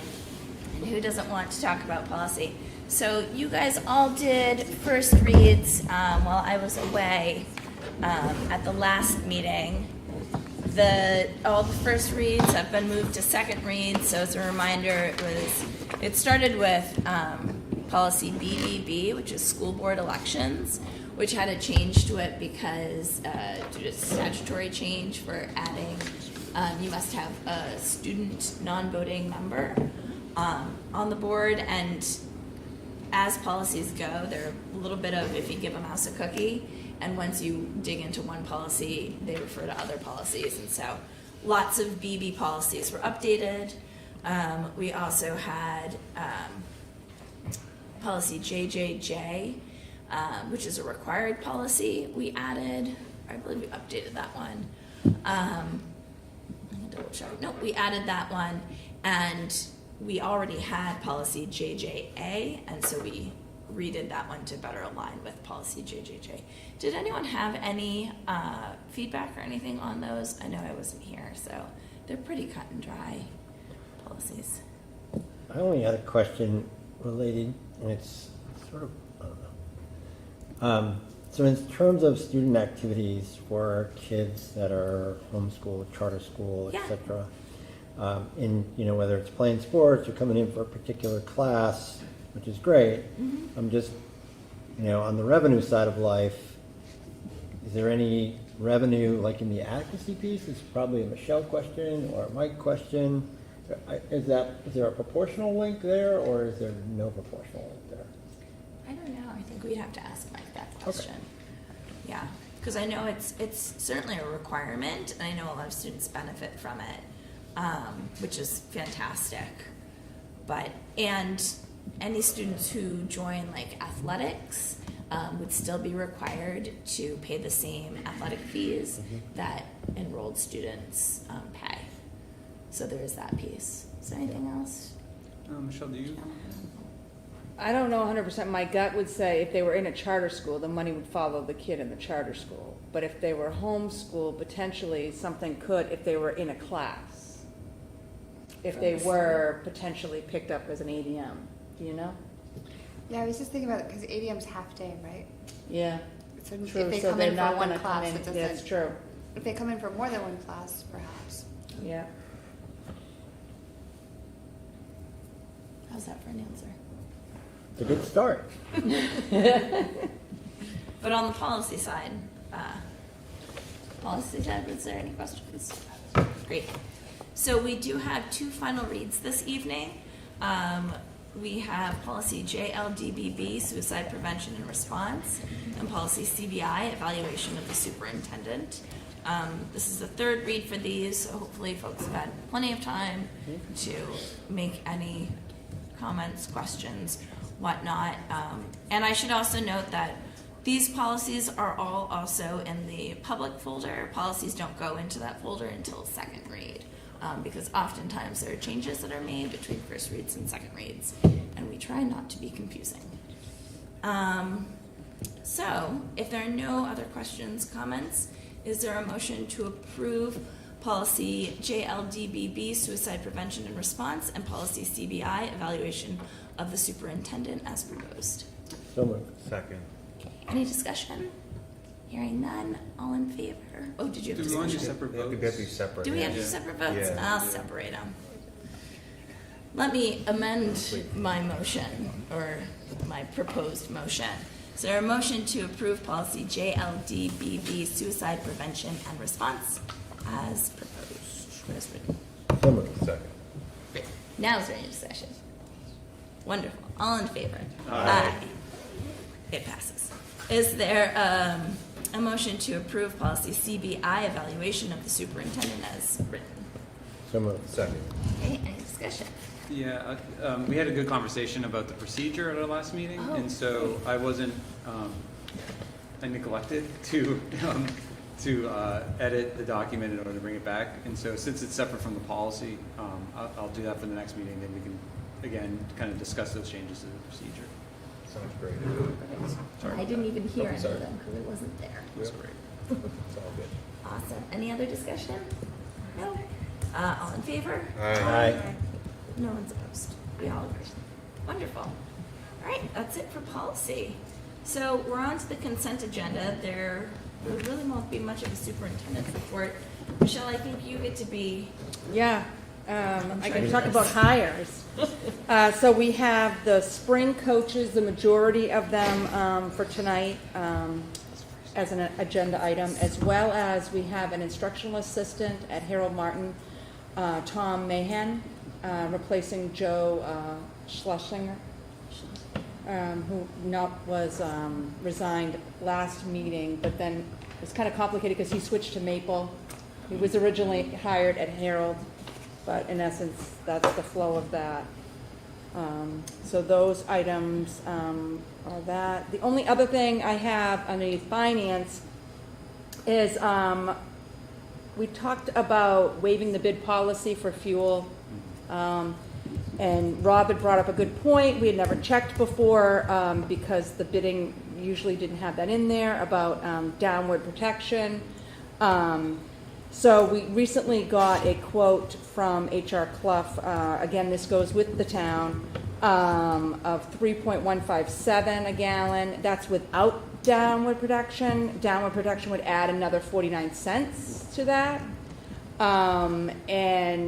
I did contact our energy buying group contact, and she felt that the downward protection would probably not be something that we should look at least this year, maybe in the future, but with the war still going on and everything, and the pricing she felt was good. I did talk to Rob through an email and Mike about this.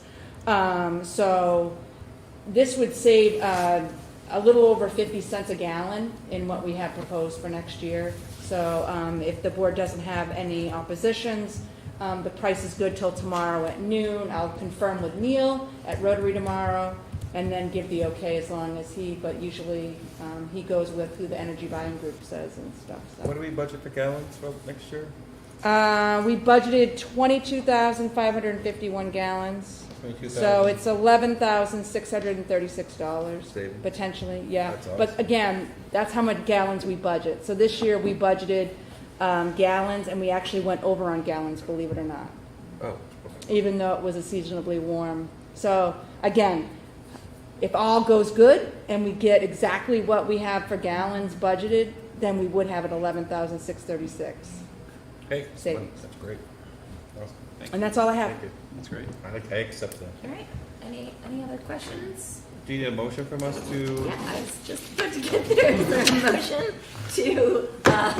there a motion to accept the consent agenda as presented? So moved. Second. Okay, great. Any discussion? No? Hearing none, all in favor? Aye. Any opposed? Okay. Are there any, I don't know if we have any committee updates. The only thing that I would flag is that the audits happened last week for all three buildings, so we'll start to get data back from that, which is super awesome. Great. I know that neither of my committees met. Any other committees? Nope. Okay. So we've come to the second portion of the second public comment portion of the evening. So if you have a comment, feel free to come on up. We just need your name and address, and we ask that you keep your remarks to around 3 minutes. Martin Clement, 86 Maple Street. Quick question on the handout you gave for the with the SAS assessments. Is on your front page, is that scale from 0 to 100? There's no scale on the SAS test. There wouldn't be a scale for as far as it's a 0 to 108%, I guess. 108. 100%. 0 to 100%. Yeah. Okay. Like when you see there it says 83, I think. Yeah, it was one of the highs, and the that's a percent. 22 was a low. So I assumed it was 0 to 100, but I didn't want to assume because I know some testing have different. That's just the percentage of students who scored proficient. Okay. Yeah, I guess I had a misunderstanding on that. No, okay. Thank you. Yeah. I had a question about the CIP. In that, is there a glossary that indicates that the gray has already been done? I don't recall seeing that, so that was, I guess it had been noted, but I didn't, if someone was just looking at it, I don't know that you'd automatically know that. No, but I can add a row at the very top that's like meaningful for note color. of some sort, I think it'd be helpful at newbies looking at it. Yeah. And then also, I was curious, in that, when looking at it, I understand why the performance contract's listed on there, because we take a portion of that out of there, but why is the bond payment also listed in there? Because it's not taken out of CIP correctly? It is not, sorry, and that's in my notes that if I was looking at them, I would say. It's just listed so that if people are looking to see where that is, it's in one place because the bond is associated with facilities. That I can call out. Do you think that should have a note of some sort Yep. as well? That's a good call. On Rob, your presentation at the end, our whole number was 218 with the warrant, and then on the last slide it said 233. So am I correct to understand that? I think 233 was before the previous one. Is that when you remove the 400 from Article 10 and the 150? It's the removal of, go ahead, Mark, you can carry it. It just contradicted what your other slide said. No, I think what that's saying is if we didn't use Article 10 and we didn't use fund balance, the tax impact would be 233. That was my assumption, but I wasn't very clear for someone following along, and I wanted to make sure I wasn't assuming, but thank you. Yep. One other thing, when we talked about the book vending thing, do the schools still collect the box tops from all these So groceries? the box tops program went away. It's gone. It's a digital program that now requires you to take a photo of everything that you've purchased and send it in. And it was never through the schools, it was through the PTA. Does it still help anything? It was a real loss to schools or to PTAs at least, of revenue when they phased it out. But they phased that out about 3 years ago. Gotcha. I'm intimately involved in box tops, clearly.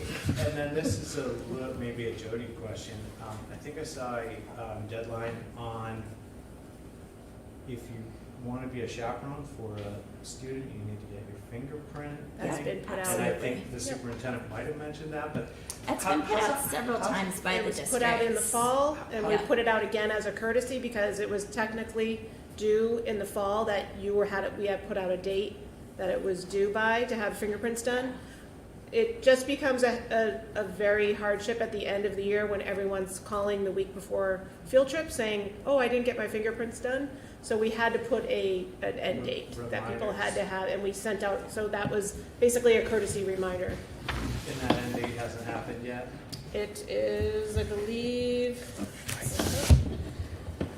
But that was something put out in the beginning of the year. We asked Yes. people to do it by October 1st. Right, I get it. Not yeah, we were when just all the doing it as a field trips- courtesy, as the 17th, is that people had to have to have their appointments made. And that's through you?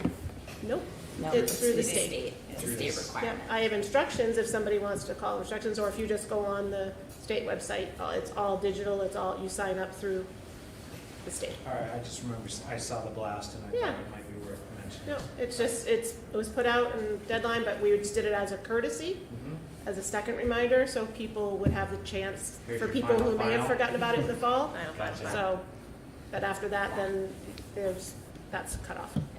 So it's out of our control. Right. It's up to the state and how fast they work, which is Gotcha. sometimes not fast. That's it? Thank you. Thank you.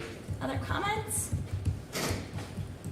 Richard Sallow, 565 Pinnacle Road. I'll just be real quick. Just to answer your question about state aid, you do get money, but only for high school students. If somebody comes and takes a class, and only if there's excess appropriations in the DOE's budget, which they paid, I think, 3 of the last 6 years, it's 0.15 of the $3,866.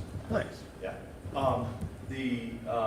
That's not why I came up here. That's a good answer, though. Very Bonus specific. points. I got an email shortly, a couple of months ago maybe, and I've been out of town, so about home instruction days.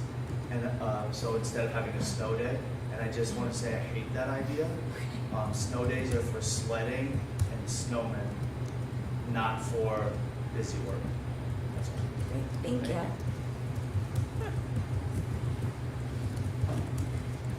I just have a couple of questions. Cheryl Morse, There you go. 396 Park Avenue. And this you may not be able to give me the answers tonight, but they're all things that we've talked about.